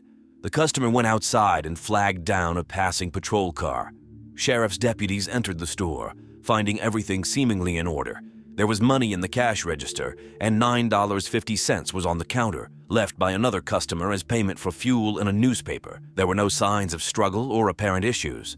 A security alarm was located under the counter, but it hadn't triggered that day. The officers discovered Heidi's car parked on the street, and her purse and car keys were still in the store. Despite the absence of signs of a struggle, the sheriff's deputies concluded that she might have been abducted, and the search for her began immediately. The state police offered assistance to the sheriff's office in Oswego County with the search for the missing girl. They had the resources to block all exits and ensure the abductor wouldn't escape. However, the sheriff inexplicably declined the offer, stating that his team could handle it on their own. Officers checked the punched receipts at the store's cash register and discovered that the last purchase was made at 7:42 when someone bought 2 packs of cigarettes. It was crucial to find this customer, as they were the last person to see the girl at work. Fortunately, the search for this individual didn't take much time. As soon as the news of Heidi's presumed abduction spread through the town, a man named Richard Thibodeau called the police. He claimed to be the one who was in the store that morning. The girl sold him cigarettes, and he left afterward. When extensive searches for the girl began, local residents, including Richard Thibodeau, his brother Gary, and his wife Teresa, joined in. Around the same time, Christopher Bivens contacted the police, describing how he drove past the store and saw 2 men leading a tall young woman toward a van. He thought one of the men was holding the woman tightly. He admitted he didn't remember the appearance of the van or the men, but noted that they were quite tall. Despite Richard Thibodeau voluntarily contacting the police and assisting in the search for the girl, law enforcement grew suspicious of him due to the timing of his purchase, just minutes before the concerned customer approached the sheriff's deputies. Additionally, he drove a van similar to the one described by Christopher. The police searched Richard's van, but nothing connecting the vehicle or its owner to Heidi was found. Richard willingly provided his fingerprints, blood samples, and hair without objection. Due to suspicions surrounding Richard, investigators turned a closer eye to his brother, Gary Thibodeau. After all, Christopher Bivens saw two men taking the young woman out of the store. Gary explained to detectives that he was still sleeping at home that early morning, and his girlfriend confirmed his alibi. A month later, the police charged Richard Thibodeau with the abduction. Gary was also taken into custody, albeit for a different minor offense unrelated to Heidi's disappearance. While he was in jail, law enforcement managed to build a case against the brothers. Suddenly, two inmates emerged, claiming that Gary had said Heidi was no more and she would never be found. Thus, detectives arrested a man who had voluntarily called the police and reported being in the store that morning.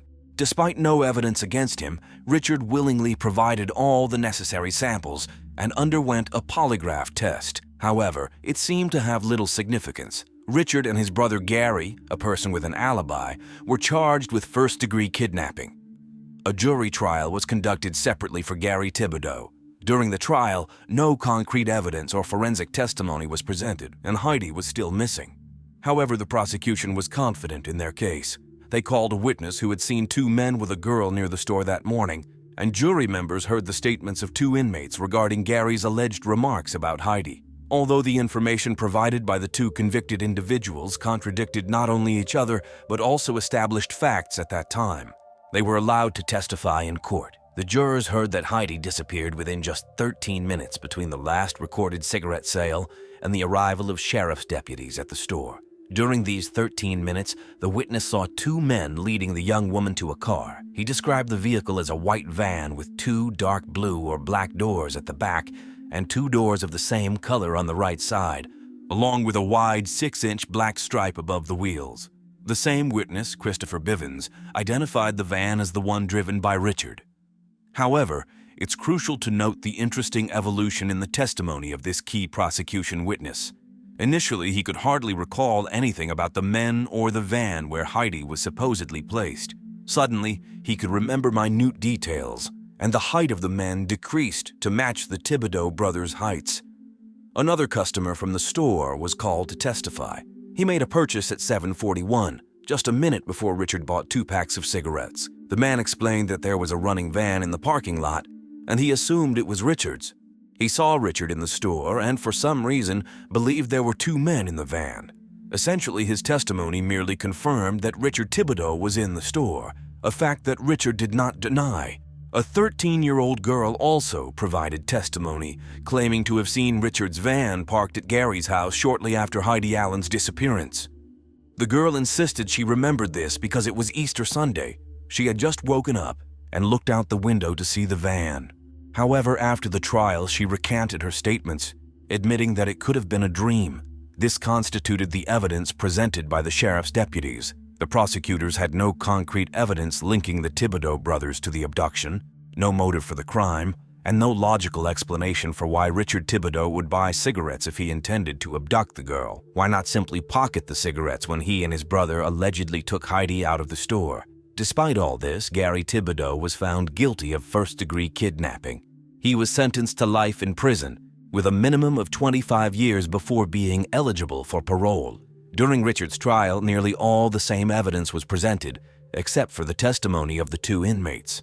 However, since a different judge presided over the case, and there were different jurors, the outcome of the trial turned out to be entirely different.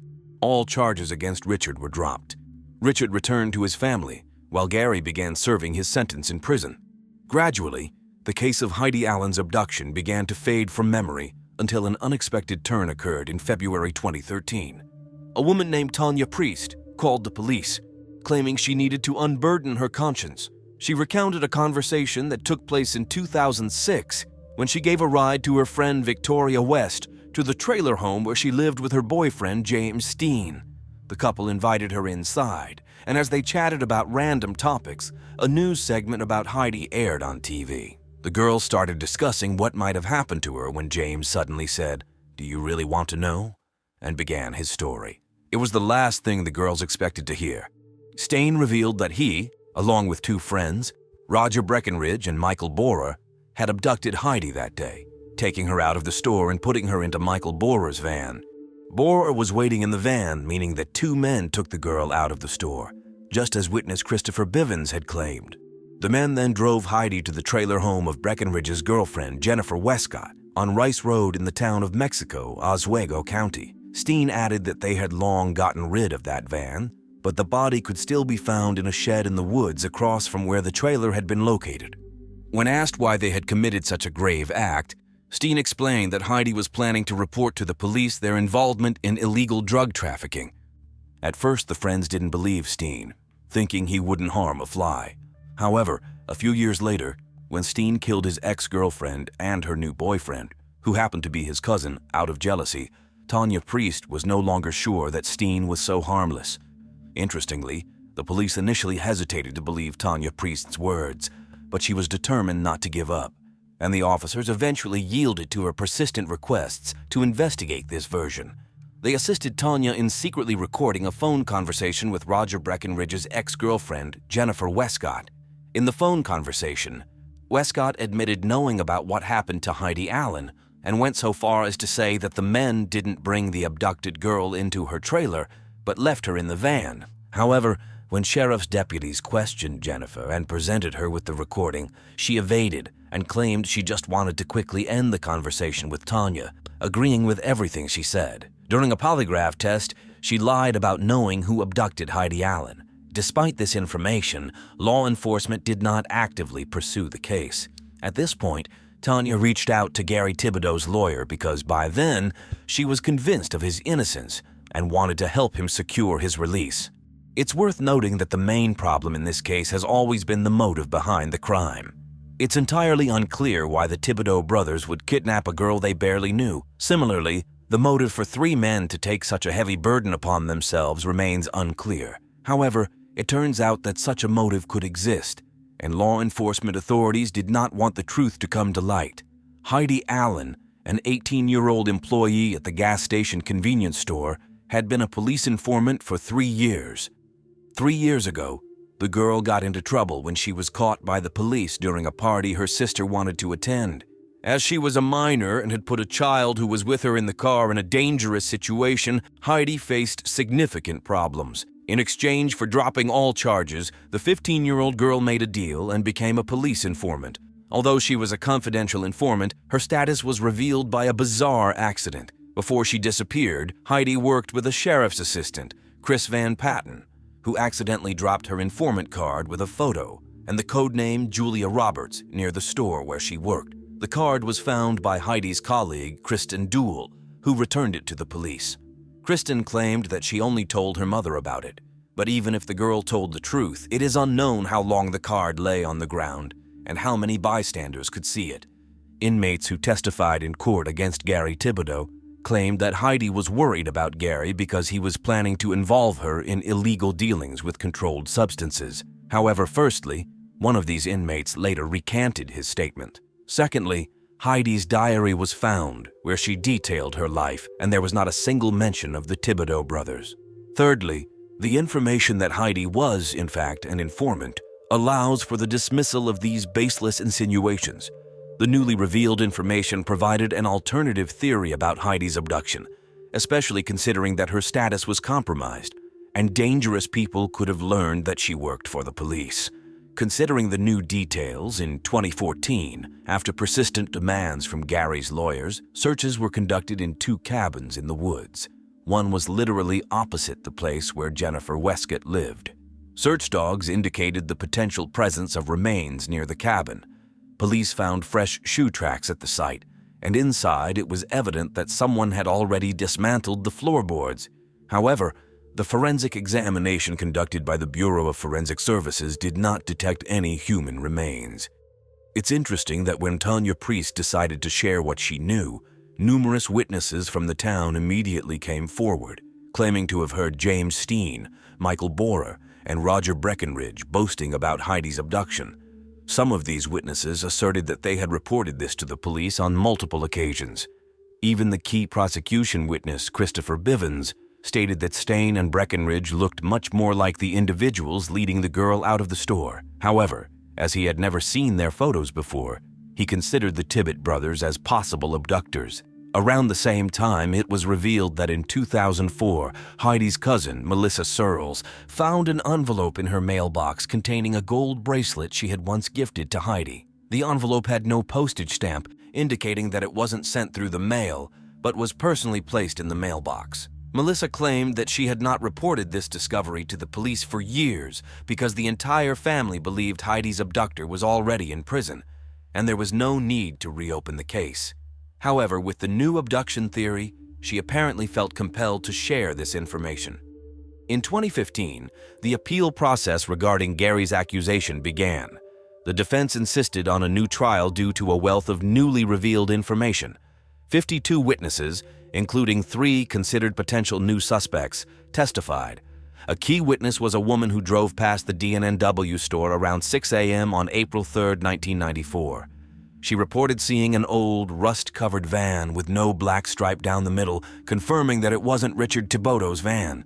The defense tried to argue that the 3 men kidnapped the girl, forcing her into Michael Bohr's van, and took her to a cabin in the woods because they feared she would report them to the police. The men, of course, denied everything, but Michael Bohr slipped up by mentioning seeing Heidi's informant card near the store. Furthermore, Bohr told law enforcement that he wasn't a cruel person, so he couldn't have committed such a crime. However, this was untrue. Michael Bohr had previously been accused of kidnapping a young girl, making him, unlike the Thibodeau brothers, capable of such a crime. What's intriguing is that he was obsessed with this case, collecting a whole box of materials related to Heidi's abduction. One entry in his notes was particularly intriguing. He wrote as if a psychic told him that Heidi hid the bracelet behind the car seat. She added that Heidi hid an item where she was held, and all her family members would recognize it. Despite the abundance of new information, Gary lost the appeal after a year of hearings, and he was denied the opportunity for a new trial. From 2015 to 2018, subsequent judicial decisions also prohibited presenting new evidence due to doubts about the reliability of witnesses and the lack of sufficient proof to substantiate the alleged confessions of the 3 men. None of the 3, James Stein, Michael Bohr, or Roger Breckenridge, were charged in connection with Heidi's disappearance. Perhaps if Gary's lawyers had known about another crucial lead, they might have persuaded the judge to allow a new trial. The prosecutor informed the defense that he had provided them with all case materials. However, on December 13, 1994, he explicitly prohibited copying documents from a specific folder for the defense attorneys. Inside were 2 letters from the globally renowned expert in determining truthfulness, Murray Myron. His services were often sought by FBI agents, and he was asked to speak with a witness who might be the one who saw Heidi after her abduction. The expert concluded that Brent Moore's account of specific events related to Heidi was truthful and accurate. He did witness her being transported in a van, and she found refuge in a garage on the Barlow property in the town of Scriba. Brent was only 3 years old at the time of Heidi's abduction, and the expert was invited to verify whether the boy was telling the truth about the events of that day. The expert talked to the child, analyzed his drawings, and believed him. He advised looking for Heidi where the boy indicated. Interestingly, Brent knew Heidi before the abduction. His mother mentioned that during the Christmas holidays, after a visit to Richard Mitten, the boy's father, Brent mentioned seeing Heidi and that she gave money to Richard. When shown a photo of Heidi, the boy immediately recognized her and called her by name. Additionally, he accurately described her car. Brent added that 3 friends of his father were involved in Heidi's abduction, and the boy's mother remembered a conversation with her ex-husband on Easter Sunday in 1994, the day Heidi disappeared. She recalled how Richard suddenly claimed that 3 boys had kidnapped her. Who they were and whether they knew that Heidi was an informant is unknown. Investigators attempted to search the garage indicated by the boy, but couldn't conduct the search on either the garage or the adjacent area due to the lack of a warrant, and the homeowner did not allow the search. As evident, there are several theories about what might have happened to Heidi Allen besides the police's version implicating the Tibbets brothers. It's possible that Stein, Breckenridge, and Bohr were the kidnappers, or perhaps friends of Brent Moore's father were involved. Since the girl was not found, there's also a more optimistic version suggesting that she entered a witness protection program. What if the police realized the danger they put Heidi in by making a teenager a confidential informant and then compromising her status? This could explain many unexplained aspects of the case. The appearance of her bracelet, the lack of signs of struggle in the store, the absence of evidence clearly pointing to any of the suspects. One might want to believe that she had to leave her family, but no one kidnapped her, and she is enjoying life somewhere in this world. Although one thing can be asserted almost certainly. When the sheriff's assistant dropped Heidi's informant card, he put an end to the life she had led until the age of 18. What truly happened on the morning of Sunday, April 3, 1994, remains unknown. It's possible that we may never find out. What we do know is that Gary maintained his innocence until his last breath. Gary Thibodeau passed away on August 12, 2018, at the age of 64, and his health did not allow him to live the additional 2 years to a potential conditional early release. Gary's departure means he will no longer have a chance to clear his name. Hope for another appeal in federal court died with him. He will remain a convicted inmate who abducted an 18-year-old girl and, according to many, is the second victim of this terrible and convoluted crime. The Bermuda Islands are a British territory in the western part of the Atlantic Ocean, located about 1,000 kilometers away from the coast of the USA. It is not a country in the traditional sense, nor is it a state with a developing economy. The Bermuda Islands can boast one of the highest per capita income levels in the world. The country takes pride in its safety for travelers, stunning beaches with pink sand and golf courses. Thanks to these attractions, it annually attracts 500,000 tourists, primarily from the USA. With a small population and low crime rates, local newspapers have always written about tourism and local entertainment, but only until the summer of 1996, when the world was shocked by the murder of a young tourist from Canada, and the subsequent injustice cast a shadow over the idyllic islands. In June 1996, 16-year-old Rebecca Middleton from Belleville, Canada, graduated from the 11th grade with top grades as she had worked hard for it. Rebecca, or Becky, was the youngest daughter of David and Cindy Middleton, who had separated when she was 13 years old. Fortunately, her parents had divorced amicably, and the children enjoyed spending time with both their father and mother. Being an active girl, Rebecca had a passion for water sports, loved sailing, and was involved in windsurfing. She loved spending time with friends, but always remembered the boundaries she shouldn't cross. In general, one could say that many parents dream of having such a daughter, cheerful, active, full of life, yet responsible. This is precisely why David and Cindy reluctantly allowed Rebecca to fly to the Bermuda Islands with her best friend, Jasmine Means. Jasmine's father, Rick Means, lived on the main island, and the girls were supposed to stay at his house and be under his care throughout the vacation. Nevertheless, it took a year of negotiations and communication between the parents over the phone before Cindy and David were convinced that they could let their daughter go so far. However, Becky's parents had no significant reasons to worry. Bermuda had traditionally been considered the safest place for a vacation. On June 20th, 1996, Becky and Jasmine set off for a 6-week vacation. It was a dream journey, and for the first 2 weeks, the girls thoroughly enjoyed it. How could it be otherwise? Picturesque islands surrounded by crystal-clear ocean waters that invited exploration. And then there were endless opportunities to sunbathe on the beach with its astonishing pink sand. On June 27th, Becky celebrated her 17th birthday far from her family. However, Jasmine, Rick, and his wife Lynn ordered a beautiful cake and made every effort to ensure that the celebration would be unforgettable for the guests. During their vacation, the girls met 3 young men from the UK. Also visiting for the summer, Russell McCann, Ben Turtle, and Jonathan Cassidy, whose father was a police officer who had been transferred to the island from Britain. On July 2, 1996, it was Russell's turn to celebrate his birthday. The young group had planned to arrive by boat, but the weather interfered with their plans, and due to the rain, they had to abandon that idea. At the last moment, they decided to go to a pub. To celebrate Russell's birthday, the young people chose the oldest and most respected pub, which also happened to be a seafood restaurant. On the Bermuda Islands, alcoholic beverages could be ordered starting from the age of 18. Nevertheless, the girls had a few glasses of beer and cocktails. After leaving the pub, the young people decided to take a walk to their friend's house in the town of St. George's to the east of the main island. They spent some time at their friend's house, but when it was time to return home, the girls were slightly delayed, and they missed the time when they should have called Rick to pick them up. Moreover, Becky and Jasmine had had a few drinks and were worried that Rick would be upset. That's why, at 1:08, the girls called a taxi and went to wait for it on the street. When the taxi didn't show up by 1:45, the girls returned to their friend's house and called the taxi service again. The operator told them that the taxi had come, but the driver hadn't seen them, so he had left.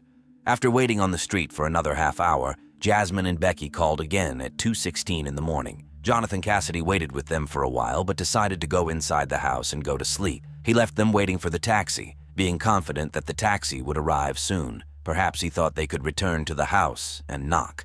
The other guys were already asleep. By this time, dawn was approaching and the girls were getting nervous. They were sure that Rick would scold them when they got home. In reality, Rick wasn't too angry or extremely concerned. After all, it was not unusual for teenagers to lose track of time while celebrating a birthday, and it was hard for him to imagine that anything could happen in a place as safe as Bermuda. It never crossed his mind that something might go wrong. While Jasmine and Rebecca were standing on the street, the lights in their friend's house went out, signaling that everyone had gone to sleep and it would be inconvenient to knock on their door again. At this moment, a local acquaintance of theirs, 21-year-old Dean Lattimore, arrived on a motorcycle. He asked them if they needed a taxi, to which the girls replied that they had already called one and were waiting for it to arrive. They had only talked for about 2 minutes when another motorcycle approached from the opposite direction, carrying 2 local guys. They seemed to recognize Dean and gave him a nod of greeting. The young men asked the girls what they were doing on the street at that time in a small town where they obviously weren't locals. The motorcycle driver showed a clear interest in Rebecca and complimented her on the necklace that Jasmine had given her. The guys assured the girls that the taxi wouldn't come, and they offered to give them a ride. Jasmine reasoned that they didn't have helmets, and they didn't want any trouble because of it. The guys replied that they had 1 spare helmet. Another one was found with Dean.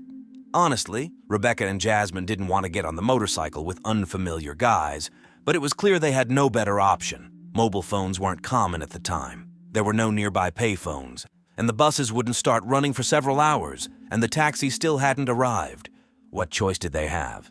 Of course, they could have woken up their friends and called Jasmine's dad, but the girls dismissed that idea. Since Jasmine was slightly bigger in build than Rebecca, she sat on Dean's motorcycle, and Rebecca sat on the other motorcycle between the 2 guys. All of them set off. The guy's motorcycle with Rebecca on it was in front, and Dean and Jasmine followed behind. Jasmine had asked Dean not to rush, and he carefully drove her. As a result, the guys on the other motorcycle quickly distanced themselves. At the bridge, Dean chose a shorter route, and around 2:30 in the morning, Jasmine was already home.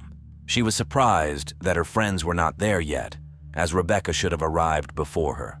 The spare key was in its place by the door, and the door to the house was locked. With growing anxiety, Jasmine waited for Rebecca. Finally, unable to wait any longer, she went to her dad and said that she had lost Rebecca. Rick couldn't understand how the girls could have separated, but he got in the car and they began to look for Rebecca. Jasmine was too scared to admit to her dad that her friend had gotten on the motorcycle with 2 completely unfamiliar guys. She only said that she had last seen her on the bridge. While Jasmine and her father were looking for Rebecca near the bridge where Jasmine had last seen her, about 13 kilometers away, 4 friends were driving along Ferry Reach Road after a pleasant evening. Dana Rollins, a club DJ, was behind the wheel. Suddenly, the car's headlights caught sight of a figure lying in the darkness on the road. Dana got out of the car and cautiously approached. He saw that it was a young girl, a teenager. She was partially undressed, lying with her back to the car, curled up in a ball.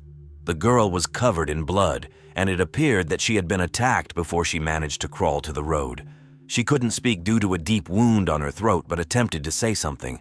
Dana tried to stop the bleeding and encouraged the girl to hold on and save her energy for help. At the same time, his friends drove to the nearest payphone to call for an ambulance, while Jasmine and her father were searching for Rebecca at the bridge, where Jasmine last saw her. An ambulance sped past them. Jasmine sensed that the ambulance was going to pick up Rebecca and told her father so. However, Rick cut his daughter off, not allowing her to even think that something bad could have happened. The ambulance arrived fairly quickly, but was still late. The medics couldn't do anything to help Rebecca. When Rick and Jasmine returned home, the sun had risen. Rick immediately called the police to report Rebecca's disappearance. The responding officer informed him that they would have to wait for 24 hours before they could file a missing person report. Rick argued with the officer, trying to convince him that Rebecca could not have simply gone somewhere when she suddenly received word that he was placed on hold. When the officer returned to the call, he asked Rick to come to Ferry Reach Road. Rick inquired if they had found Becky, but the only response he received was, "Go to the bridge." In frustration, Rick hung up the phone. and he and his daughter drove to the indicated location. Even from a distance, they spotted numerous police cars and officers clearly working at a crime scene. Rick got out of the car and asked his daughter to wait for him. He didn't want her to see what he feared he would find beyond the police barricade. Approaching the scene, Rick noticed a body bag. Investigators unzipped the bag and asked him if he could identify the person inside. Rick admitted that Rebecca had been so severely injured and had lost so much blood that he had to look a second time before he could tell the investigators that it was her. He attempted to embrace her, but the police officers pulled him away. Hysterics overcame him, and he cried out in pain and despair, striking the police van in disbelief. Jasmine, who was still sitting in the car, heard her father's screams and realized that Rebecca was no more. On the way back home, both father and daughter were in a deeply sorrowful state. Rick didn't know how to tell Rebecca's parents that their daughter was dead, not just dead, but brutally murdered. How could he tell them that he hadn't protected their daughter, whom he had promised to take care of?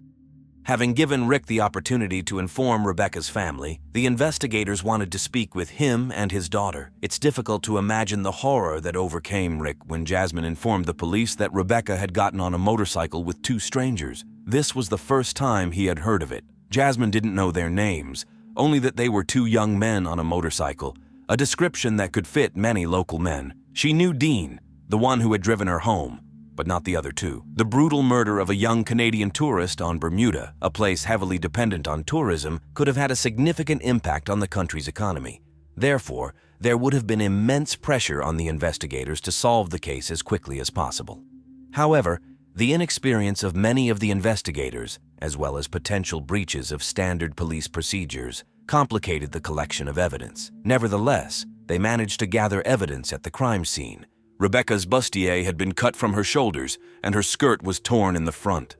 The necklace that had caught the attention of the men was nowhere to be found, possibly taken by the perpetrators as a souvenir. Typically, in cases of suspicious deaths in Bermuda, an autopsy is conducted by an outside expert. However, in this case, the autopsy was performed by a local hospital pathologist, who openly acknowledged a potential lack of skills and experience for such work.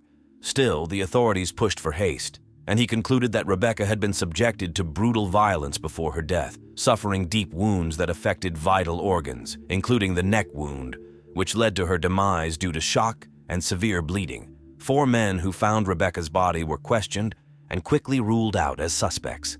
The police promised Rebecca's parents to find her killer as soon as possible and devoted all their efforts to the search, investigating local young men with legal troubles. After that, they invited Dean for identification, but even here, they deviated from the standard police procedure.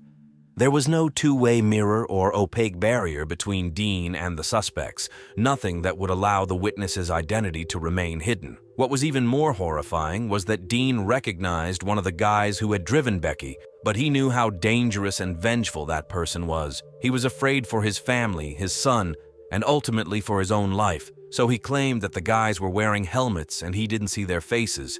Following the unsuccessful identification, the police, in a hurry to apprehend the culprits, offered a $10,000 reward for any information leading to the arrest of the criminals. They continued to interrogate potential suspects when a breakthrough occurred on July 9th, 6 days after the crime. Dean decided that what had happened was too terrible to let the killers escape punishment, and, despite his fear, he provided the investigators with the names of the guys who had approached the girls on a motorcycle that evening. They were 21-year-old Jamaican native Kirk Mundy and 17-year-old Justice Smith. Kirk had just been released from prison on bail awaiting trial for a bank robbery case. Justice Smith came from a decent family but had dropped out of school and was getting into trouble after associating with Kirk. The guys were arrested and charged with Rebecca's murder. In Bermuda, 17-year-old Justice could be tried as an adult, so they faced the highest possible punishment if convicted.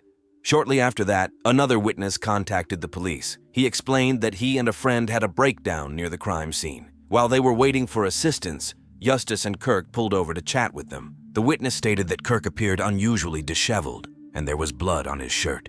Nevertheless, Kirk and Justice continued to deny any involvement and insisted that they were nowhere near that road. Justice claimed they were at a nightclub, while Kirk stated that he was at home with his girlfriend, who was expecting a child. The police collected DNA samples from the two and sent them to a laboratory in Canada for testing. While awaiting the test results, another witness emerged, having seen the two guys on the motorcycle at 3:20 in the morning.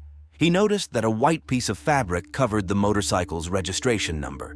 Interestingly, the white vest that Rebecca was wearing that evening was never found. Kirk Mundy knew that he was facing a serious charge for murder. Understanding that he was linked to the crime scene and that his DNA was being analyzed, he requested a meeting with a lawyer. The lawyer directly told him that if his DNA matched the semen found on the girl, his alibi of being at home would be completely disproven. In response, Kirk decided to provide a statement to the prosecutor, admitting that he had assaulted the girl and that Eustace had killed her, making him an involuntary accomplice to the crime. Kirk revealed that he had thrown the knife, used in the murder, into the water from a bridge. The prosecutor's office, under immense pressure to solve the case, quickly struck a deal with Kirk before waiting for the DNA test results in exchange for his testimony against Eustace. In court, Kirk apologized before being sentenced to 5 years in prison for his involvement in the crime. The remarkably lenient sentence deeply upset Rebecca's parents, but their nightmare was far from over. Just 2 days after this sentence, the results of the DNA comparison arrived. Justice Smith's DNA was not found at the crime scene. Only Kirk Mundy's DNA was present. Kirk had humiliated the girl and at the very least had participated in her murder. Kirk had outwitted the prosecutor, the police, and probably his own lawyer, as they all believed him. The prosecutor confronted Kirk, demanding an explanation for how his DNA ended up on the girl. Kirk claimed that as they were riding on the motorcycle, Rebecca whispered that she was willing to be intimate with him. After he fulfilled her wish, he claimed he walked to the water to wash up when he suddenly heard Rebecca scream, "No!" He rushed back, and it appeared as though Eustace was striking her in the face. However, a few seconds later, he noticed that she was bleeding from her throat. They quickly fled on the motorcycle. The prosecutor did not believe a word of Kirk's story and attempted to accuse him of intentionally murdering Rebecca, but it was too late. By law, a person cannot be tried twice for the same crime. Kirk slipped through the prosecutor's fingers. The prosecutors decided to at least seek justice in the case against Justice Smith. There was no sign of his semen on Rebecca, possibly because he used a condom. 2 condom wrappers were found near the crime scene, but such evidence wouldn't be admissible in court. Therefore, the most crucial piece of evidence became the knife, approximately 10 centimeters long with a broad blade, that the culprits had discarded from the bridge. The prosecution called on renowned American pathologist Michael Baden to examine it, who also re-examined the autopsy results. He explained that when a serrated knife makes contact with skin, it leaves markings as unique as fingerprints. The wounds on Rebecca's body matched the knife found under the bridge. In Justice's home, a set of relatively rare knives from the same manufacturer as the murder weapon was discovered, missing 1 knife. The evidence continued to mount, but proving anything was difficult because the initial autopsy had been conducted with errors. For instance, the body had been washed before the examination was completed. Additionally, no skin samples from the attacker's nails were taken from Rebecca. These samples could have revealed who she had struggled with before her death: Kirk, Justice, or both. However, based on his experience, the pathologist concluded that the person responsible for her death was not acting alone. The pathologist's analysis indicated that before Rebecca's murder, she had suffered shallow but highly distressing and emotionally intimidating wounds, which he referred to as Jamaican torture. The distinct edges of these wounds and the absence of cuts on the girl's hands suggested that one assailant held her head and arms behind her, while the other used the serrated knife to scratch and cut her forehead. She was on her knees at the time, and her tormentor loomed over her. The pathologist believed that these torturous wounds were meant to coerce the girl into doing things during the attack that she had initially resisted. After the attacker obtained what he wanted, he slashed her throat with the knife. Rebecca died within minutes, and due to her internal injuries, she wouldn't have been able to make it to the road by herself. Again, 2 people had to carry her. The bruises on her wrists and smudges on her boots pointed clearly to 2 individuals. After this ordeal, the perpetrators left her to die from blood loss. In November 1998, the trial of Justice Smith began, and his parents hired a lawyer from Britain to defend their son. Suddenly, a week before the trial, the lead prosecutor left the Bermuda Islands, and his replacement had little time to prepare for the trial. Complicating matters, all the evidence against Eustace was circumstantial. Nevertheless, The evidence appeared to be quite reliable. The last time Rebecca was seen, Kirk and Justice were taking her on a motorcycle, and they were identified by Dean. Witnesses connected the guys to the crime scene. The pathologist clearly stated that 2 individuals were involved in the crime. The murder weapon matched a set of knives in Eustace's kitchen. Shouldn't that have been enough? After the prosecution finished presenting the case, Eustace's lawyer didn't call a single witness. He simply argued that there was no semen, hair, fiber, or blood that could link Eustace to the murder or violence, and thus the case against him should be dismissed, and the jury should be discharged. Nobody expected what would happen next. Out of the blue, the news broke that the judge had agreed with the defense's arguments and was discharging the jury. Justice Smith walked out of the courtroom as a free man. Rebecca's parents were in shock. Cindy rushed out of the courtroom and David sat there, unable to move. Many in the courtroom were brought to tears by the injustice. Naturally, the prosecutor filed an appeal, arguing that the judge had not considered the circumstantial evidence, which was substantial. The Bermuda Court of Appeal ordered a new trial for Justice, but this decision was challenged in the Judicial Committee of the Privy Council of the United Kingdom, acting as the country's highest court. They ruled that Justice could not be tried a second time for the same offense. Their decision was final, putting an end to any further appeals. In 2002, Justice Smith attacked 2 women with a knife, injuring one of them. He was sentenced to 10 months in prison, but the judge released him, considering the time he had already spent in custody. Kirk Mundy served 20 years in prison for a robbery he was initially charged with before Rebecca's murder and for weapons possession. Upon his release, he was deported to Jamaica. Since nobody faced punishment for Rebecca's murder, the nightmare for her family continued. They deserved more. Every day, her family would come to the courthouse, hoping and waiting for justice. In the following years, Rebecca's family desperately sought justice for their daughter. They made several attempts to reopen the case, but in 2008, David announced that he could no longer financially support the battle against Bermuda's legal system. Ironically, 10 years after the murder, the government of the island compensated the Middleton family for the pain and suffering they endured, cutting a check for $2,840. For 17 years, even the youngest residents of the French commune of Germain couldn't truly enjoy life due to the pervasive fear that gripped their families. Local resident Manon lives near the former home of the grieving family, and her parents told her about what happened when she was still a child. We walk the same streets, so, of course, we are afraid that someone might attack or abduct us, the girl says. My father always accompanied me, and now we finally know what he did, and he confessed to everything. That is somewhat comforting. For 17 whole years, it was impossible to see a child walking alone on the street. On January 9, 2003, 9-year-old Estelle Mouzin disappeared while returning home from school in her hometown of Germain, in the department of Seine-et-Marne near Paris. The girl lived with her mother Suzanne Mouzin, who was in the process of divorcing her husband and Estelle's father, Eric Mouzin. The father lived in the commune of Le Vessinet with her older brother Arthur, approximately 60 kilometers away from her mother's home. When Suzanne returned home from work at 7:30 p.m. and realized that her daughter was not there, she reported the child's disappearance to the police. In July 2003, the police began to suspect that serial killer Michel Fourniret might be involved in Estelle's disappearance because he had confessed to killing 7 people, including 3 young girls. Michel Fourniret and Monique Olivier appeared to be ordinary French retirees, he with his glasses and well-groomed hands in a professorial pose, and she, with her sunken cheeks, resembled a typical grandmother looking after her grandchildren. Behind this facade, however, lay one of France's most dangerous sexual predators, who committed his murders with the active involvement of his wife and faithful accomplice. This grey-haired couple stood alongside the most horrifying criminals in the country's history. Using her image as a happily married, respectable wife, Olivier instilled confidence in the girls that they had nothing to fear, while the poor victims were about to become the next prey of the killers. Once the girls were kidnapped, bound, and sometimes drugged, Olivier would inspect them, checking whether they were virgins, which her husband desired. The couple met after Willard was arrested in 1984 for sexual crimes in the Paris area and placed an advertisement in a newspaper seeking a pen pal.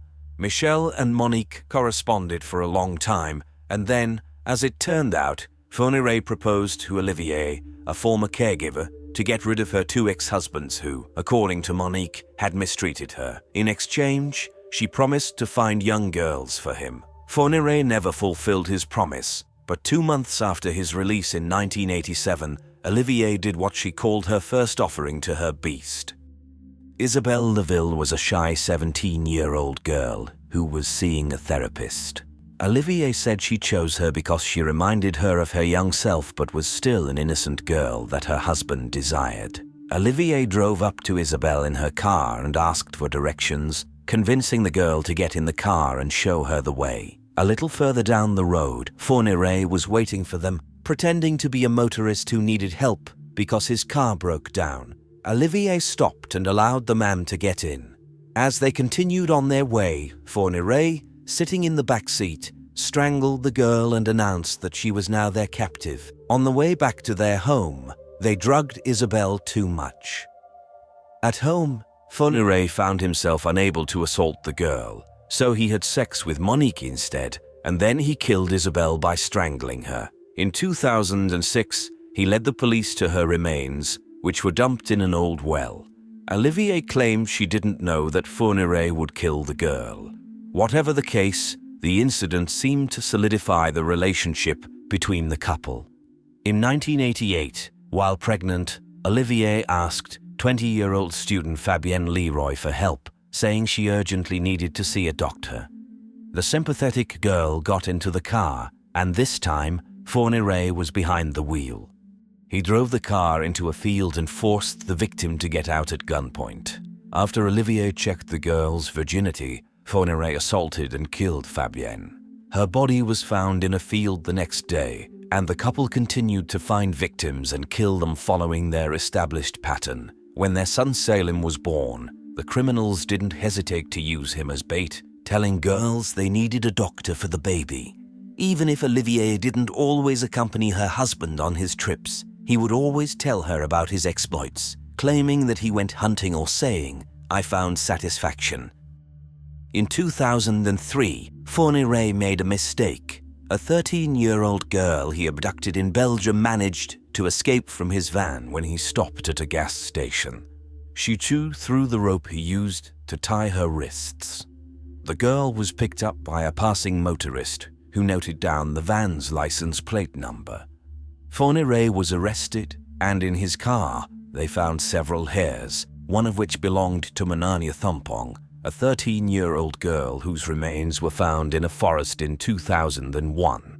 Willard was not eager to cooperate with the investigation, but the police from at least 5 countries, France, Belgium, the Netherlands, Germany, and Denmark, began reviewing cases of violence, abductions, and murders that remained unsolved and resembled Willard's crimes. In Denmark, the police noticed that the composite sketch of a suspect in a violent crime closely resembled Willard, while in the Netherlands, Willard started to be suspected in the disappearance of 2 girls. In 2004, the criminal finally confessed to kidnapping and killing victims during the 1980s and 1990s, admitting to abducting 9 girls and young women during that time. He is also suspected of 10 more murders, 9 in France and 1 in Belgium. In 2006, rumors circulated that Willard might be the true culprit in the case of Christian Ranucci. Christian, a 20-year-old man, was beheaded by the guillotine in France on July 28, 1976, after being suspected of killing 8-year-old Marie Dolores Rambler. This case had always been highly controversial.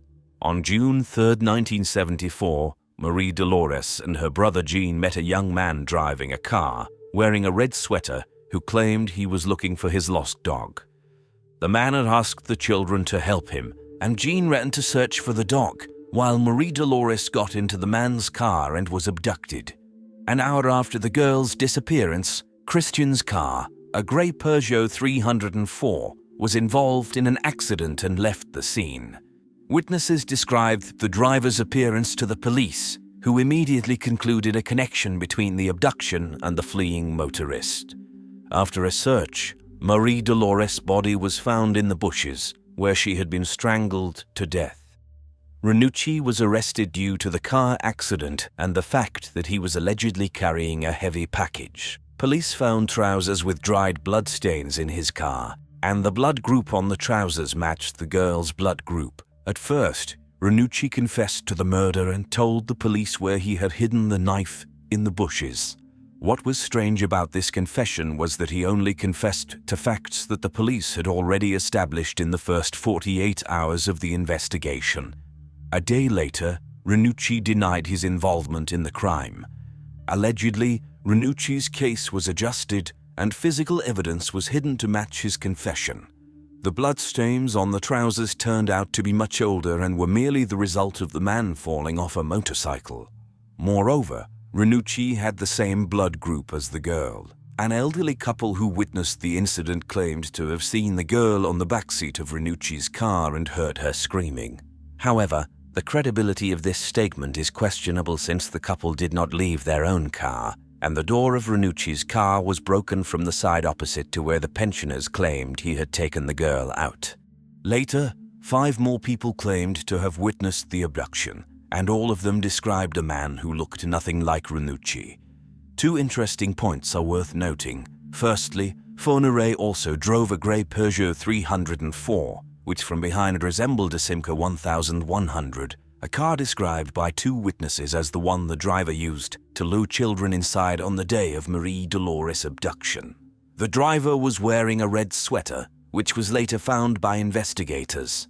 As it turned out, the sweater found at the crime scene did not belong to Ranucci, as several sizes too small for an athletic-looking young man like him. Secondly, the most surprising discovery was a photograph taken by a photographer from a Marseille newspaper in March 1976 in the courtroom during Ranucci's trial. Among the visitors, there sat a man with glasses who suspiciously resembled Fourniret.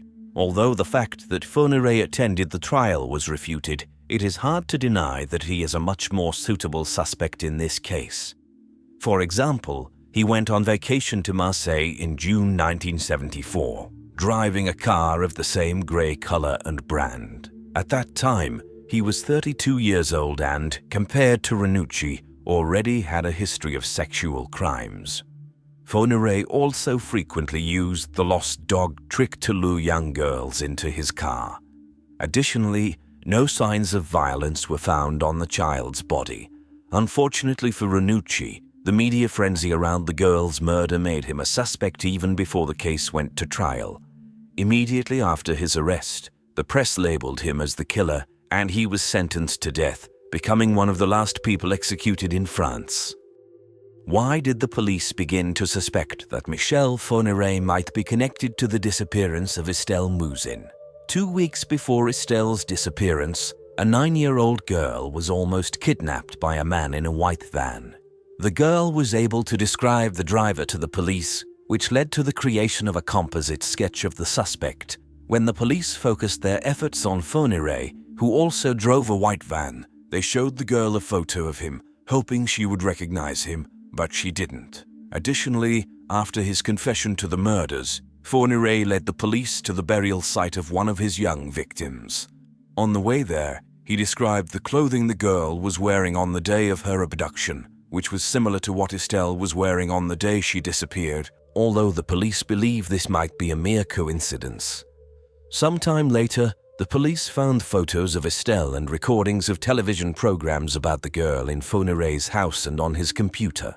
It's worth noting that 2 fragments of white shoelaces and black gloves were found with Fourniret, and Estelle was wearing white shoes and black gloves on the day of her disappearance. However, the police couldn't find any additional connections between the serial killer and the crime, and the hypothesis of Fourniret's involvement had to be discarded due to a lack of evidence. Moreover, he had an alibi. He claimed he made a phone call to his son from his home on the day the girl disappeared. Although there was no certainty that Fourniret actually made that call, the police believed he was not lying. Psychologists were also confident that Fourniret was not involved in the case because Estelle was too young for him. The three girls he confessed to murdering were 12 and 13 years old. His accomplice and wife, Monique Olivier, told the police that once when they were watching a TV program accusing Fourniret of killing Estelle, he laughed and said it wasn't him. In May 2010, the Mouzin family's lawyer requested a new investigation into Fourniret's involvement.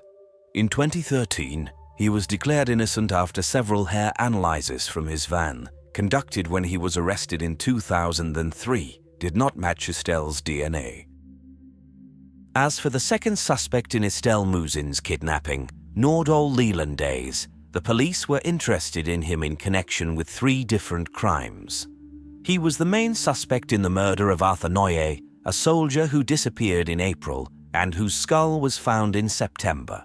He was also the main suspect in the case of the disappearance of Maëlys de Araujo, a 9-year-old girl who was kidnapped from a wedding on August 27, 2017. 9-year-old Maëlys de Araujo was last seen on the night of August 27, 2017, at a wedding to which she was invited with her parents. At the event, the children were playing separately from the adult celebration. Around 3 a.m., her absence was noticed, and her search began initially without police involvement. A witness at the wedding recalled, the DJ of the evening announced over the microphone that a child was missing. Suddenly everyone started searching in the main hall and outside. It was terrible. To witness the disappearance of a 9-year-old girl, it's very serious. At first, we thought she fell asleep somewhere after playing hide and seek. An hour later, when she wasn't found, the police were called. The arriving police initiated the search for the child using search dogs and also explored the area with helicopters. All 180 guests invited to the wedding were interviewed. Almost immediately, investigators noticed inconsistencies in the statements of Nordal Lelandais, a friend of the groom. A week into the investigation, after crime scene analysts found DNA belonging to the girl on the dashboard of Lelandais' car, he was charged with her kidnapping. From that moment, Lelandais remained silent, refusing to assist the investigation, and claimed that even though the girl might have been in his car, it didn't prove his guilt. As the police conducted their investigation into the child's disappearance, they discovered other clues pointing to Lelandais' involvement. In particular, a surveillance camera captured a car belonging to the man leaving the wedding venue with a small figure on the passenger seat shortly before the girl's disappearance was reported. The blurry silhouette was wearing a white dress, similar to what Maëlys was wearing. The parents recognized elements of the dress, especially the child's ribbon, said their lawyer, Fabien Rajon. Additionally, Lelandais' phone was in airplane mode around the time of the girl's disappearance, and it turned back on 39 minutes later when he returned to the celebration alone. It was also established that the next day, Lelandais spent several hours cleaning his car with powerful cleaning products. He claimed he did it to prepare the car for sale.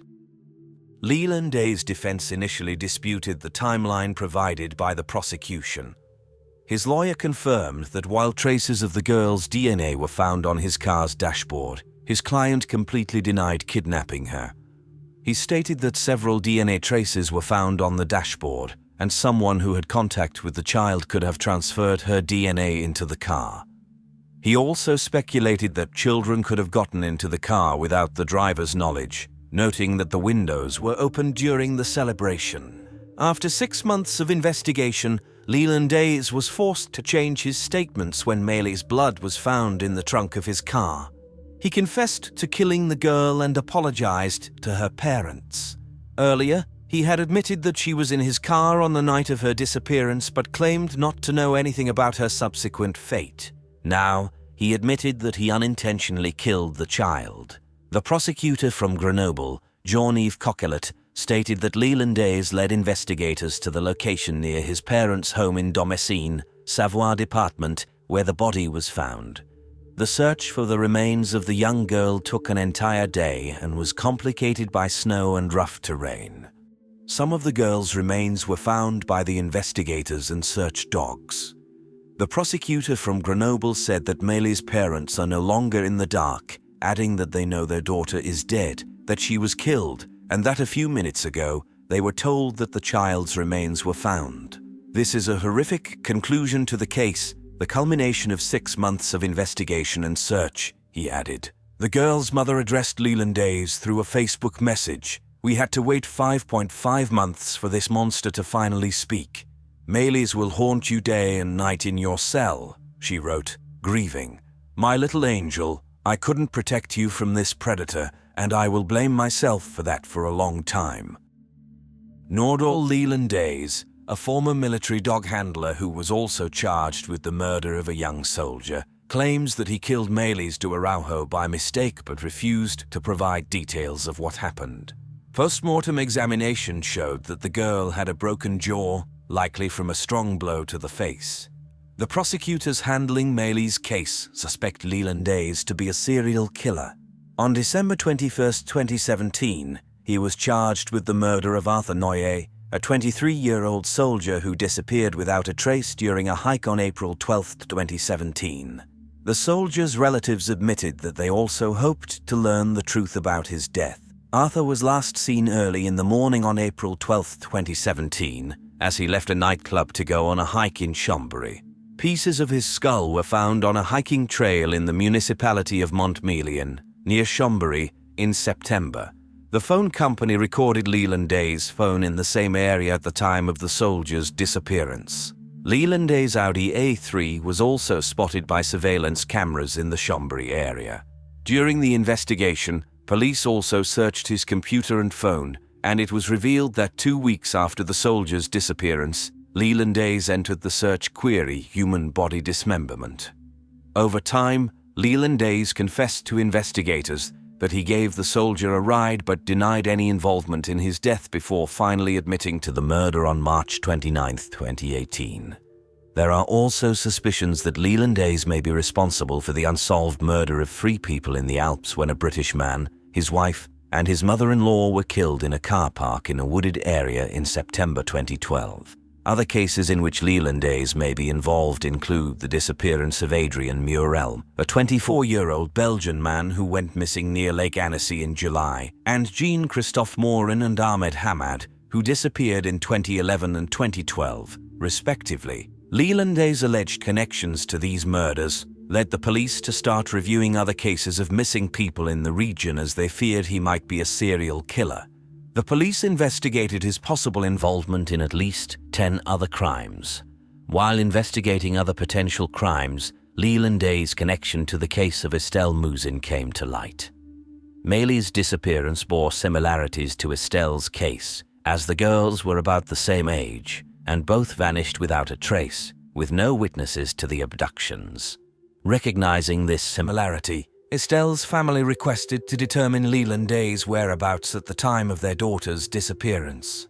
Unfortunately, or perhaps fortunately, it turned out that he was serving in the military in the Marne department, 150 kilometers away from where Estelle disappeared. Thus, law enforcement had to dismiss him as a second prospective suspect in Estelle Mouzin's abduction case. Over the course of several years while the search for Estelle was ongoing, other potential leads were discovered, which ultimately led nowhere. For instance, a real shock for the girl's family was the appearance of a photo allegedly of Estelle, which was taken from a website containing indecent images of children. Her father confessed how upset he was by the appearance of such a photo, but it turned out not to be his daughter. The girl in the photo appeared older than Estelle, and the image was taken several years before her disappearance. The police had no new leads, and the chances of finding Estelle were diminishing before their eyes. But then thunder struck on January 24, 2020, when Monique Olivier, the former wife of Michel Fourniret, claimed that her ex-husband killed Estelle Mouzin. On March 6, 2020, her statements were confirmed by Michel Fourniret himself. For years, Michel Fourniret denied any involvement in the girl's disappearance.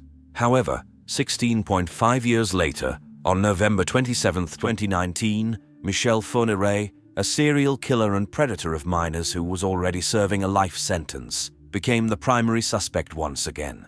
He was charged with abduction and forced confinement, which ended in death. On January 24, 2020, Monique Olivier confirmed to Judge Sabine Keris that it was indeed her who made the phone call from their home to Fourniret's son on January 9, 2003, the day of the girl's disappearance. Not stopping there, she continued to narrate that the girl represented the type of victim her husband was seeking, and she was not too young for him, as psychologists once claimed. She admitted that a few days before the abduction, her husband had been driving around the region and returned one evening, announcing that he had spotted a beautiful little target, as he put it. Responding to questions from the investigating judge after his alibi collapsed due to his former wife's confession, Fourniret finally confirmed that he abducted and killed the girl. However, the elderly Fourniret claimed during the hearing that he suffers from memory loss and was not formally charged. "It is very likely, even very, very likely, that I was the author of that disappearance," Fourniret said, asserting that nothing clicked in his head when he was shown a picture of the girl. "Since I cannot say for sure that I am responsible for her disappearance, I call on you to consider me as guilty," he added. Fourniret, 78 years old according to media reports, is suffering from the early stages of Alzheimer's disease, experiencing moments of absence, but has generally understood everything, according to Didier Sabin, the lawyer of Estelle's father. To corroborate Fourniret's statements, Monique Olivier was questioned again, and she confirmed that her husband did indeed abduct and kill Estelle Mouzin. Although Fourniret confessed to the girl's murder, he refused or was unable to reveal the location where he hid her body. He only mentioned that she might be on the property of one of his houses in the Ardennes. Forensics began the grim search for the girl's remains on Monday, June 22, 2020. Experts sealed off Fourniret's former home in northern France, more than 200 kilometers from where Estelle was abducted on her way home from school. The police also cordoned off another former residence of Fourniret in Château de Sautou, where the remains of other victims of the killer, a 12-year-old girl and a 22-year-old woman, were found in 2004. Unfortunately, they did not find Estelle's body. "We can report some progress, but some doors have been closed forever, places we can now discard," said one of the lawyers representing the Mouzin family. Even before Fourniret's confession to Estelle's murder, the serial killer, nicknamed the Monster of the Ardennes, as well as the Virginity Hunter, had been sentenced to life imprisonment without the possibility of parole. His accomplice, Monique Olivier, also received a life sentence with the possibility of parole only after 28 years.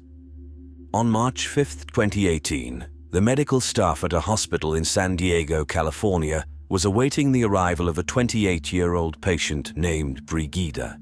She was being transported by an ambulance from her family doctor's office.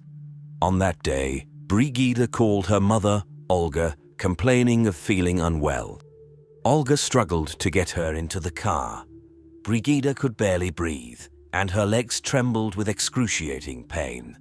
With just one look at the once vibrant and healthy young woman, the family doctor knew that Brigida was in critical condition and there was nothing he could do for her. Therefore, he called an ambulance to take her to the clinic. The emergency department medics were also alarmed that they might not be able to stabilize the patient's condition.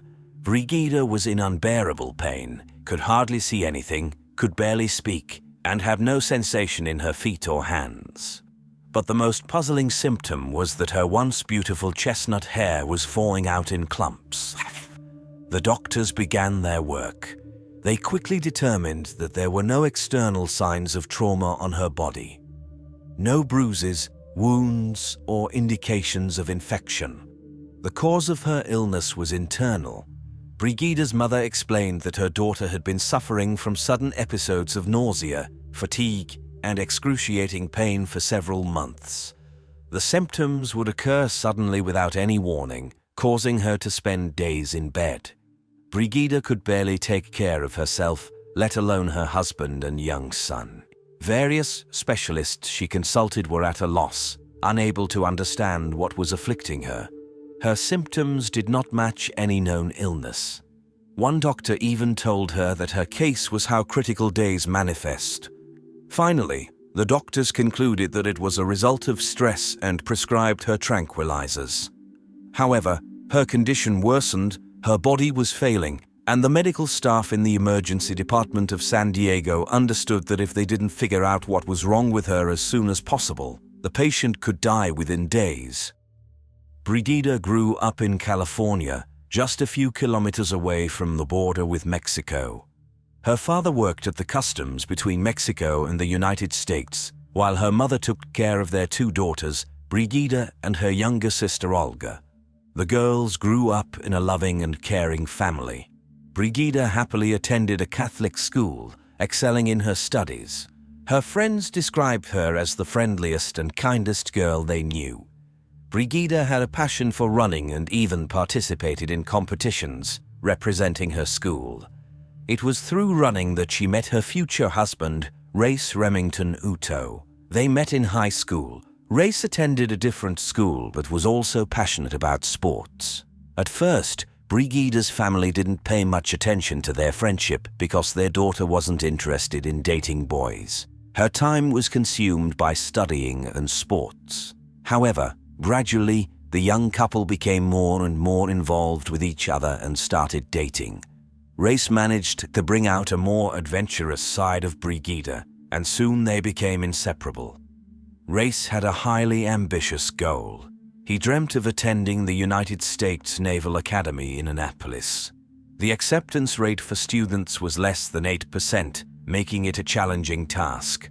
The applicant had to excel in school, work on personal development, engage in sports, participate in community life, engage in volunteer work, and much more. Surprisingly, Race managed to gain admission to the academy, and he moved to Maryland to begin his education. The young couple continued their relationship long distance. However, after some time, Race was diagnosed with a hernia that didn't resolve completely. He had to leave the academy but found work as an electrician in the Navy. Meanwhile, Brigida pursued her own plans and became a teacher. In 2014, after 7 years of being together, 25-year-old Brigida and 24-year-old Race got married. Soon after, they welcomed their son. Brigida believed she was perfectly happy with everything in her life going according to plan. She had a loving, caring husband, a wonderful child, and lived just steps away from her parents. However, her life would soon take an extraordinary and painful turn that she could never have imagined. Among the emergency department physicians at San Diego Hospital, there was a certified toxicologist named Dr. Jeff Lapointe, which was considered rare. He was a true medical detective, and like an excellent detective, Lapointe followed the trail of clues that could lead him to understand what was happening to Bridget. Was she being killed by an autoimmune disease? No, blood tests did not confirm that. Could she be suffering from cancer? No, although one symptom stood out among all others. Hair loss was not due to the disease but rather a result of therapy. All the symptoms indicated that Bridget had been exposed to a toxic chemical. But which one and how? Was it arsenic, cadmium, or cesium? No, because these heavy metals wouldn't result in hair loss. However, there was one substance that could: thallium. In the early 20th century, thallium was used as a depilatory agent. It was also actively utilized by doctors. For example, if a child had head lice, thallium was applied to their head, causing the lice to fall off along with all the hair. In subsequent years, thallium became the main component of rodent poisons. However, by the 1970s, its popularity as a murder weapon, alongside arsenic, had increased to the point where it was banned for sale and use. All of Bridget's symptoms, including leg pain, weakness, deteriorating vision, loss of appetite, weight loss, and, of course, hair loss, indicated thallium poisoning. The problem was that Dr. Lapointe couldn't confirm his suspicions quickly. Nobody in the hospital had encountered such a case before, and there was no way to test the patient for poisoning. The samples had to be sent to another laboratory, and the results would be available in 3 days. 3 days that Bridget might not have. The race against time had begun. Lapointe started calling all the agencies, requesting an expedited analysis. But even if the doctor's suspicions proved to be correct and Bridget was suffering from thallium poisoning, the antidote would be urgently needed. However, obtaining the antidote, poetically named Berlin Blue, turned out to be more challenging than he could ever imagine. We have all seen Berlin Blue because it is a blue pigment used in paints. Vincent van Gogh used it when painting Starry Night over the Rhone. This substance is also an antidote for poisoning by certain heavy metals, accelerating their elimination from the body. However, while you can buy blue paint at the nearest art supply store, obtaining medical-grade Berlin Blue is almost unrealistic. Lapointe called all the pharmacies, naval medical officers, clinics, but he found the antidote only at one warehouse, a classified warehouse in Los Angeles. The thing is, Berlin Blue is also an antidote for radiation exposure, such as in the case of a dirty bomb explosion. Therefore, the government keeps meticulous records of every tube of Berlin Blue in the country. And Dr. Lapointe couldn't count on getting the antidote until thallium poisoning was confirmed in the laboratory. When the toxicological analysis of Bridget's case arrived, Lapointe's worst fears were confirmed. The level of thallium in Bridget's body exceeded the permissible limit by 1,000 times. A hospital staff member drove all night to bring the antidote to San Diego. However, the doctor feared that with such a severe poisoning, one antidote might not be sufficient. He prescribed dialysis for the patient to cleanse her blood. It was a slow and painful process, and now all the medical staff and Bridget's family could do was wait and pray. Meanwhile, Bridget's husband and son were placed in another wing of the hospital to monitor their health. If she had been exposed to thallium, they could have been affected too. The main question remained, where could she have obtained such a large quantity of thallium? And the answer to that was being sought by FBI agents. It should be understood that all this was happening in a state with several military bases. Furthermore, these events unfolded against the backdrop of President Trump's planned visit. Therefore, when Dr. Lapointe started looking for Berlin Blue, the FBI agents became very interested in what was happening in the city. FBI agents and police have discovered that several months ago, Bridget underwent treatment at an alternative medicine clinic in Mexico when she began experiencing an unexplained illness. The police investigated this lead but ultimately dismissed it. The school where Bridget taught was a former military base during World War II, where rodent poisoning could have occurred in the past. In that year, many teachers at the school fell ill. However, this lead also turned out to be a dead end. Investigators could not dismiss the possibility that Bridget had used thallium herself as a cry for attention due to her depression. But everyone who knew her claimed that she loved life and would never abandon her son. Furthermore, her depression emerged after the appearance of unexplained symptoms, not the other way around. Dr. Lapointe had his own suspicions about how his patient had been poisoned. He conducted a scan of Bridget's internal organs and was horrified to discover numerous white spots throughout her digestive tract. It became evident that the poison was entering her body through food. Someone close to her had attempted the perfect crime. Dr. Lapointe ordered complete isolation for the patient, allowing no one to visit her or provide her with food except what was provided by the hospital. However, at that moment, food was the least of her concerns.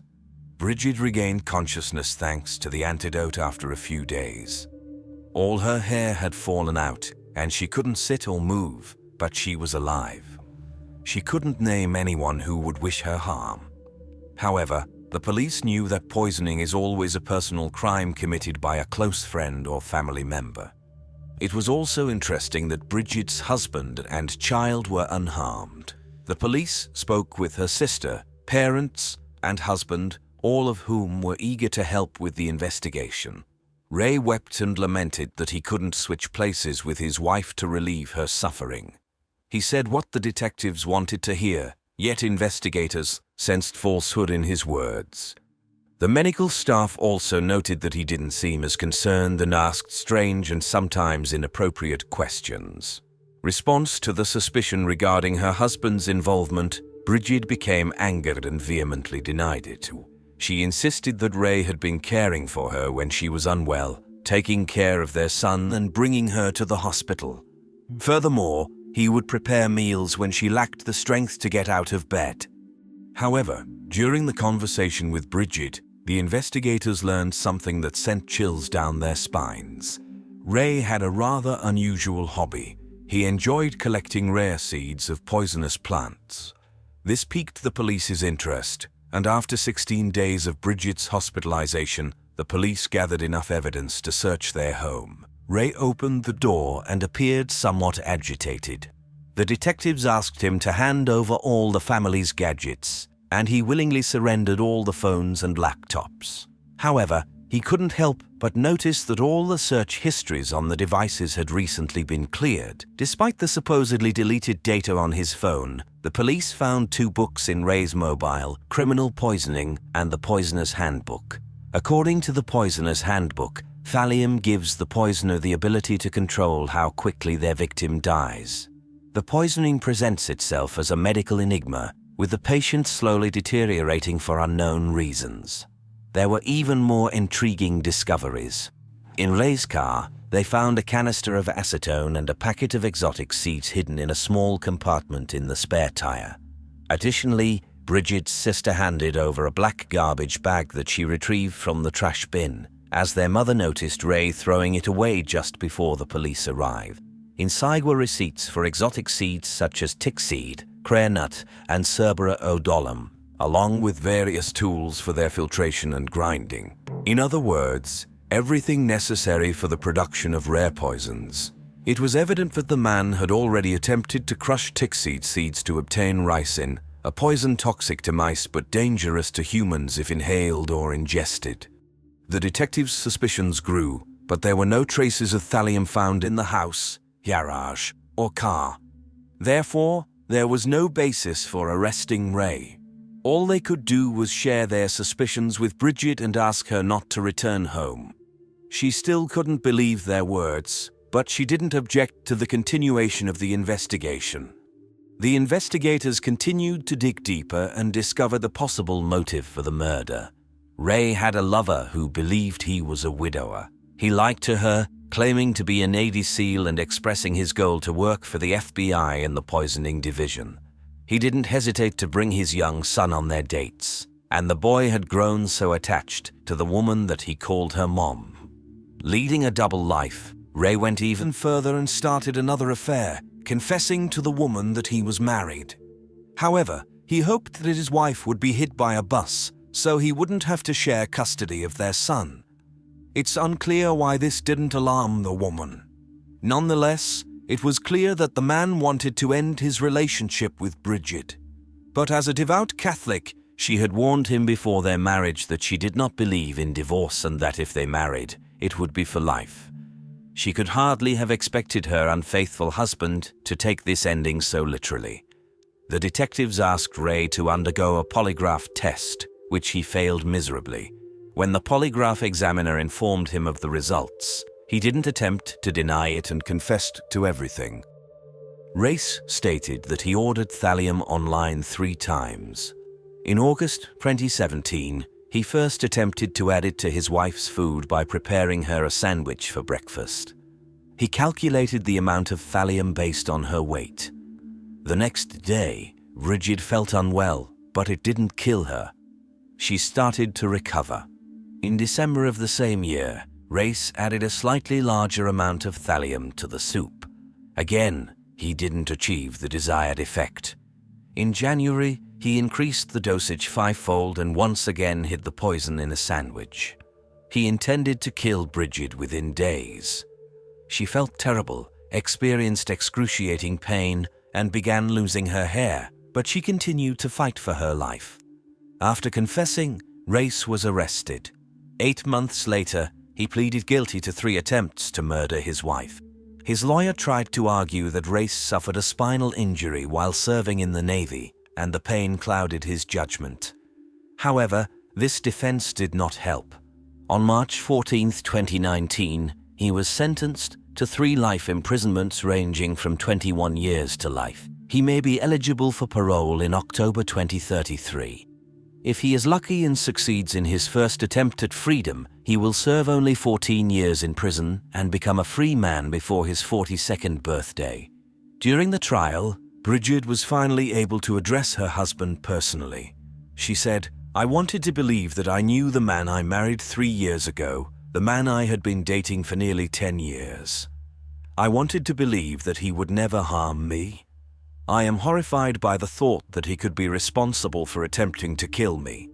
How could you do this to the mother of your child? Why do you think you have the right to decide that I am not a worthy mother for your son? How could you decide that the way to end our marriage is by slowly killing your wife, watching her suffer for months? I cared for you and I loved you." Every time Bridget recalls the incident, she breaks into a cold sweat. She felt unwell and was lying in bed. Her husband brought her a sandwich with peanut butter. Their little son climbed onto the bed and asked for a bit. Race immediately shouted at her not to give him any. Bridget doesn't know if there was thallium in that sandwich, but she believes her son was at least on the brink of severe poisoning. Despite Bridget's reluctance to admit divorce, she eventually divorced Race. She still suffers from constant fatigue, weakness in her legs, and nerve damage. However, she is gradually recovering and has returned to work at a school for children with special needs. She admits that now it is much easier for her to find an approach to each student. Bridget, who once couldn't walk, is now running again, trying skydiving, and striving to live life to the fullest. On May 13, 2015, around 5 p.m., firefighters extinguished a raging fire in a garage by the roadside in the village of Sand Lake, Michigan. At that moment, a frightened woman ran up to their vehicle, shouting that her neighbors were dead. Several firefighters hurried with the woman to her neighbor's house. In the bedroom, lying on the floor in a pool of blood, were 2 lifeless bodies. It appeared that they had been shot.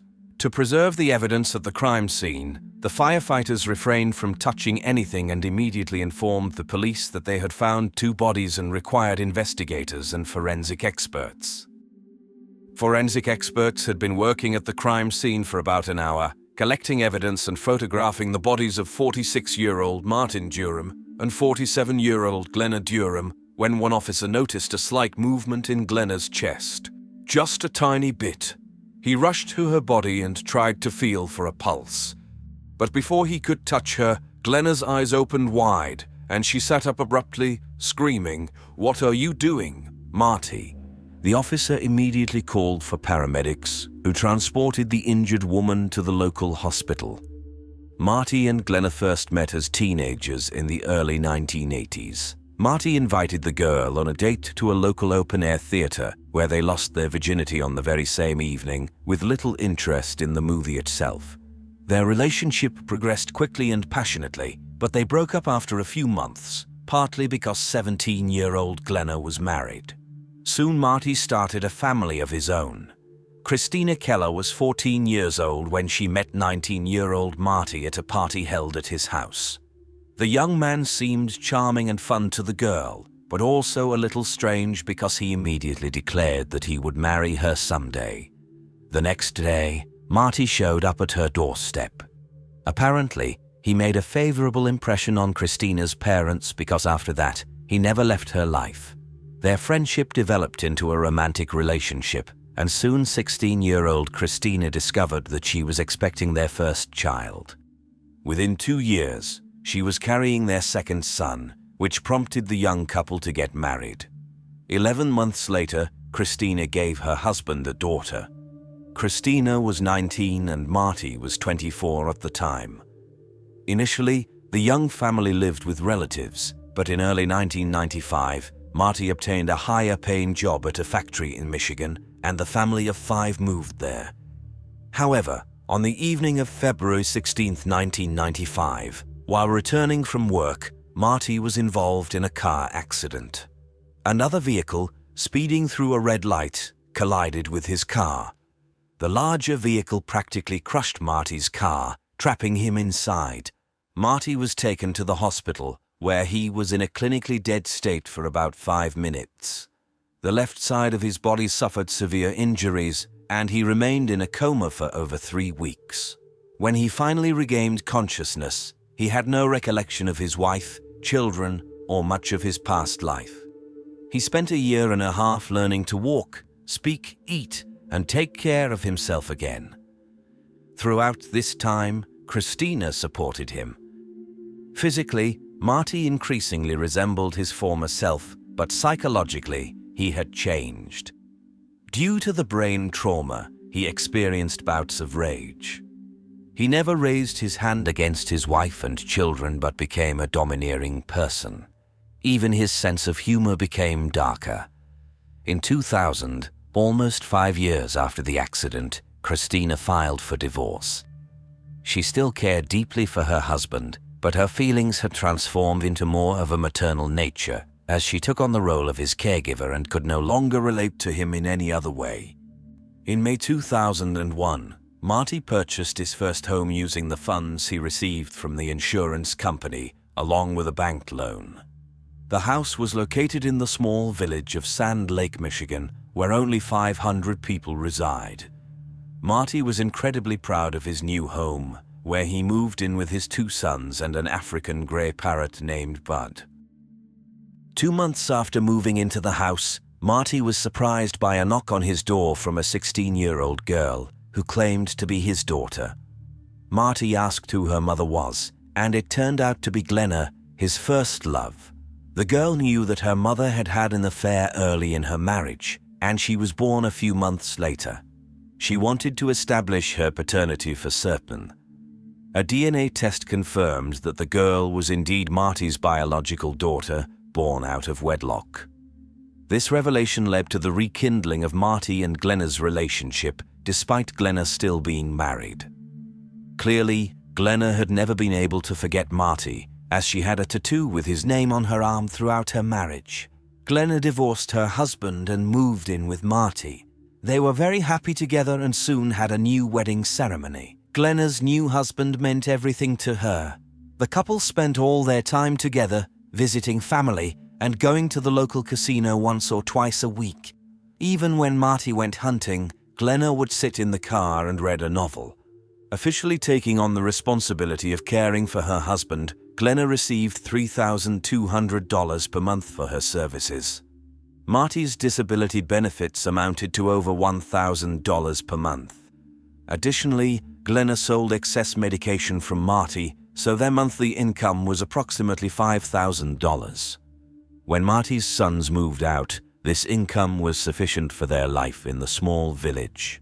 However, by 2010, Marty's health, both mental and physical, had deteriorated significantly. The couple continued to spend all their time together and with their friends, including Connie and Keith Ream, another neighboring couple.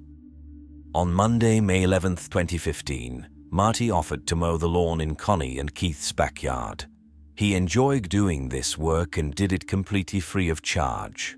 Later that evening, all 4 of them, Connie, Keith, Marty, and Glenna, sat on the neighbor's terrace, and the Durhams returned home around 9 p.m.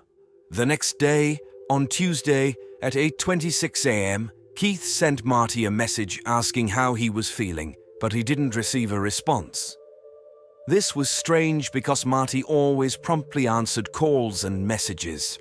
Throughout the day, Keith sent several more messages to his friend with the same result. Later that day, Connie approached the neighbor's door and knocked. She heard the Shelby family's dog barking, but no one opened the door. Keith even sent a joking message to Glenna saying, "What did you do to Marty?" Of course, she didn't respond to him either. On Wednesday, at 7:30 a.m., Connie approached the neighbor's house again and rang the doorbell. The only response she received was the dog barking. She walked around the house, checking if any doors or windows were open. Everything was locked as usual. Throughout the day, Connie and Keith tried to contact their neighbors, becoming increasingly worried. After work, around 4:30 p.m., Connie approached the neighbor's house for the 3rd time and knocked. She was sure she would have to break the door, but to her surprise, when she touched the handle, she discovered that the door was not locked this time. Connie cautiously opened the door and called out for the neighbors. But at the door, she was only met by the Shelby family pet, who led her into the living room where there was a gruesome mess. Documents and photographs were scattered everywhere, a broken lamp and other items were in disarray. Following Shelby into the bedroom, Connie found the homeowners lying on the floor in a pool of blood. Marty was only in his underwear, while Glenna was fully dressed, with her legs covered by a blanket. Connie rushed out of the neighbor's house and ran towards a fire truck she noticed further down the road. Marty was not as lucky as his wife. 5 bullets that hit his back, forearm, and chest left him no chance of survival. He had been dead for several days. Glenna was shot twice, with both shots hitting the area behind her right ear. Blood was found not only in the bedroom, but also on the chair in the living room and on a pillow with 2 bullet holes. Underneath the chair, a gun and 2 empty shells were found. In the bedroom, there were 5 more shell casings, 1 near the door and 4 near Marty's body, totaling 7 in total. However, the gun found near the chair was designed for 6 bullets. This means that the perpetrator found time to reload the gun before continuing the shooting. Apart from the living room and bedroom, the rooms in the house appeared completely normal.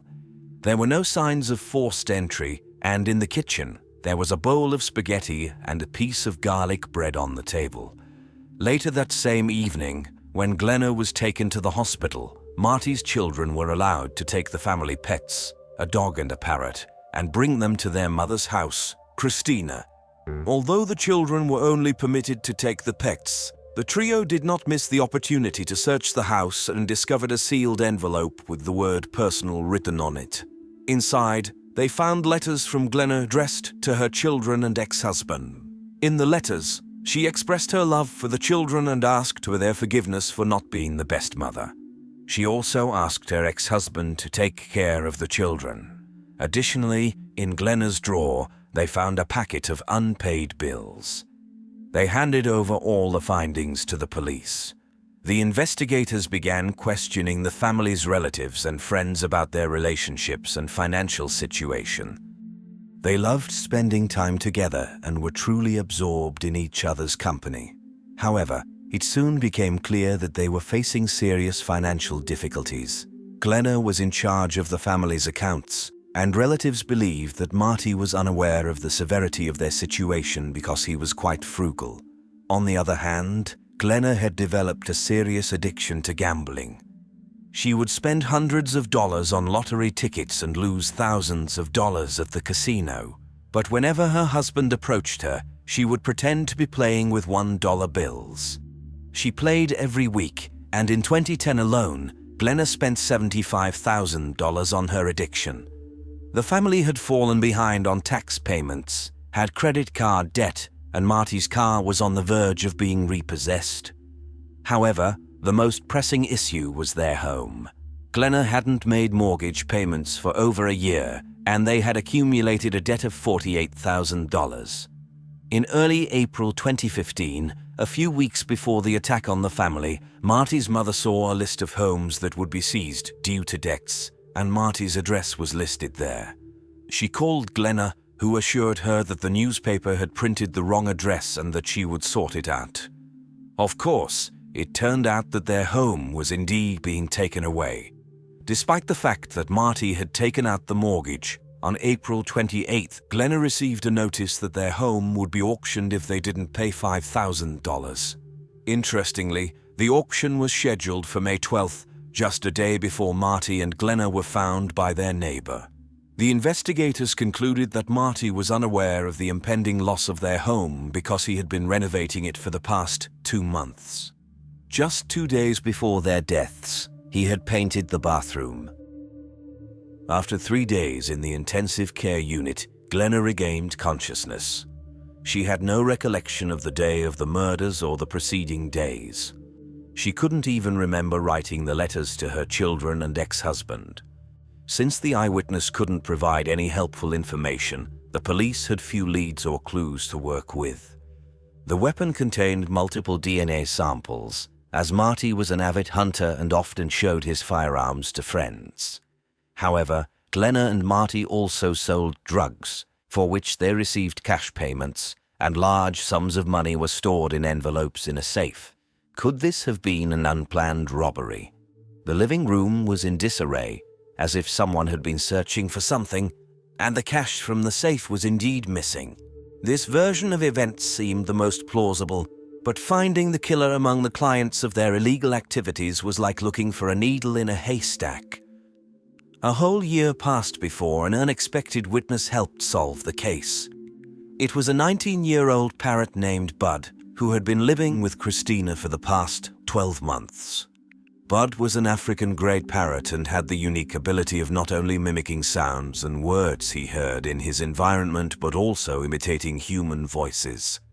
Originally, he was Christina's beloved pet, but Marty took him, presumably as a way to get back at his ex-wife for leaving him.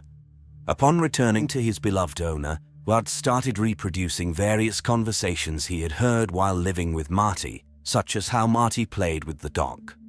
But at some point, he began repeating an argument between a man and a woman.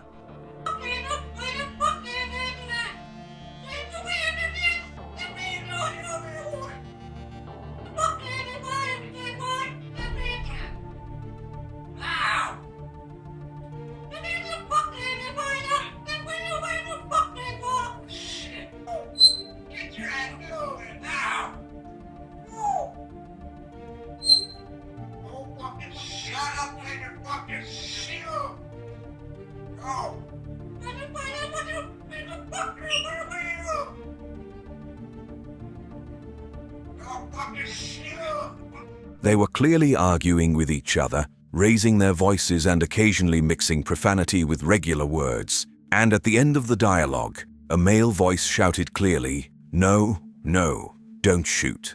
Christina recorded this scene performed by the parrot on video but didn't report it to the police, thinking it would be laughed off.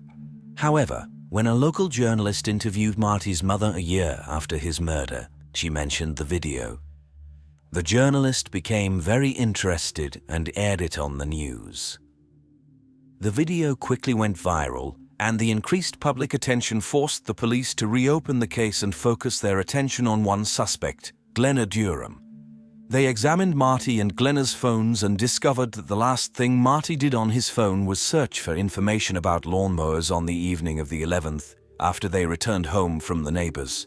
The examination of Glenna's phone turned out to be much more intriguing. It had been used until the 13th, the day the bodies were found.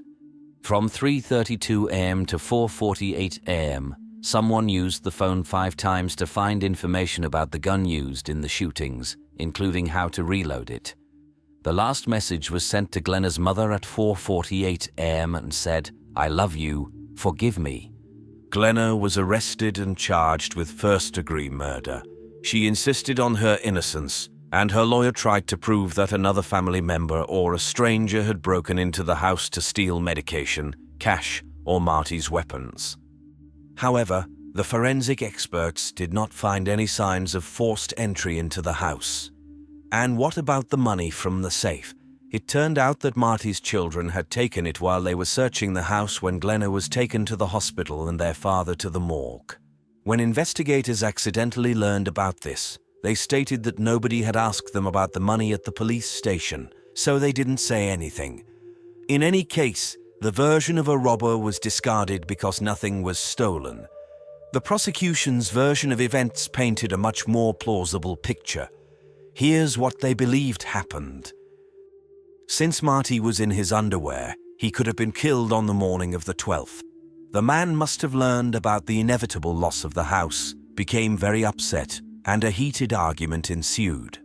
When Glenna grabbed the weapon, Marty turned and tried to run into the bedroom. She shot him in the back. Marty was still on his feet, reaching for another weapon in the bedside table. Glenna fired again, hitting his forearm. Only then did he turn to face her, and she sent 3 more bullets into his chest. Marty fell lifeless on the bedroom floor. Glenna spent the whole day doing paperwork. She wrote letters to her ex-husband and children and prepared spaghetti for lunch. When the neighbor showed up at her house for the first time on the evening of the 12th, Glenna was still engaged in these activities. understanding that the neighbors would start to worry about her and Marty. No matter what Glenna planned, she needed to act quickly. She settled into a chair in the living room, placed a pillow against her head, and fired. However, nothing happened. The pillow absorbed the force of the shot, and the bullet barely grazed her. Since it was the last bullet in the pistol, she had to look up online how to reload it. This means she did not attempt it again until the early morning of the 13th, when she sent a message to her mother. Perhaps she still had doubts when Connie knocked on the door again at 7:30 a.m. because the door was still locked. But when Connie left, Glenna must have unlocked the door, sat in the chair, took the pillow, and tried again.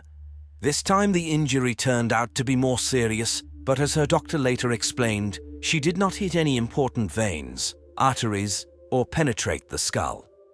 It's hard to imagine what state she was in, but since head wounds always bleed profusely, she may have decided that she would simply bleed out. She made her way to the bedroom, where her husband's body had been lying all this time, and collapsed on the floor, covering her legs with a blanket. Whether she staged the scene when the police officer touched her or only regained consciousness at that moment is unknown. And we may never know because Glenna continues to claim memory loss. The jury believed the prosecution's version. On Wednesday, July 19, 2017, after 9 hours of deliberation, they found her guilty of murder. Glenna Durham was sentenced to life imprisonment. Of course, the parrot named Bader was not invited to court as a witness. And it's not because he swears terribly. It's simply impossible to prove that he didn't hear that particular dialogue on a TV show or the radio, not to mention how he could take an oath in the witness stand. In other words, if Bader had participated in the process and less than 24 hours had passed since Glenna's guilty verdict, her lawyer would have filed an appeal.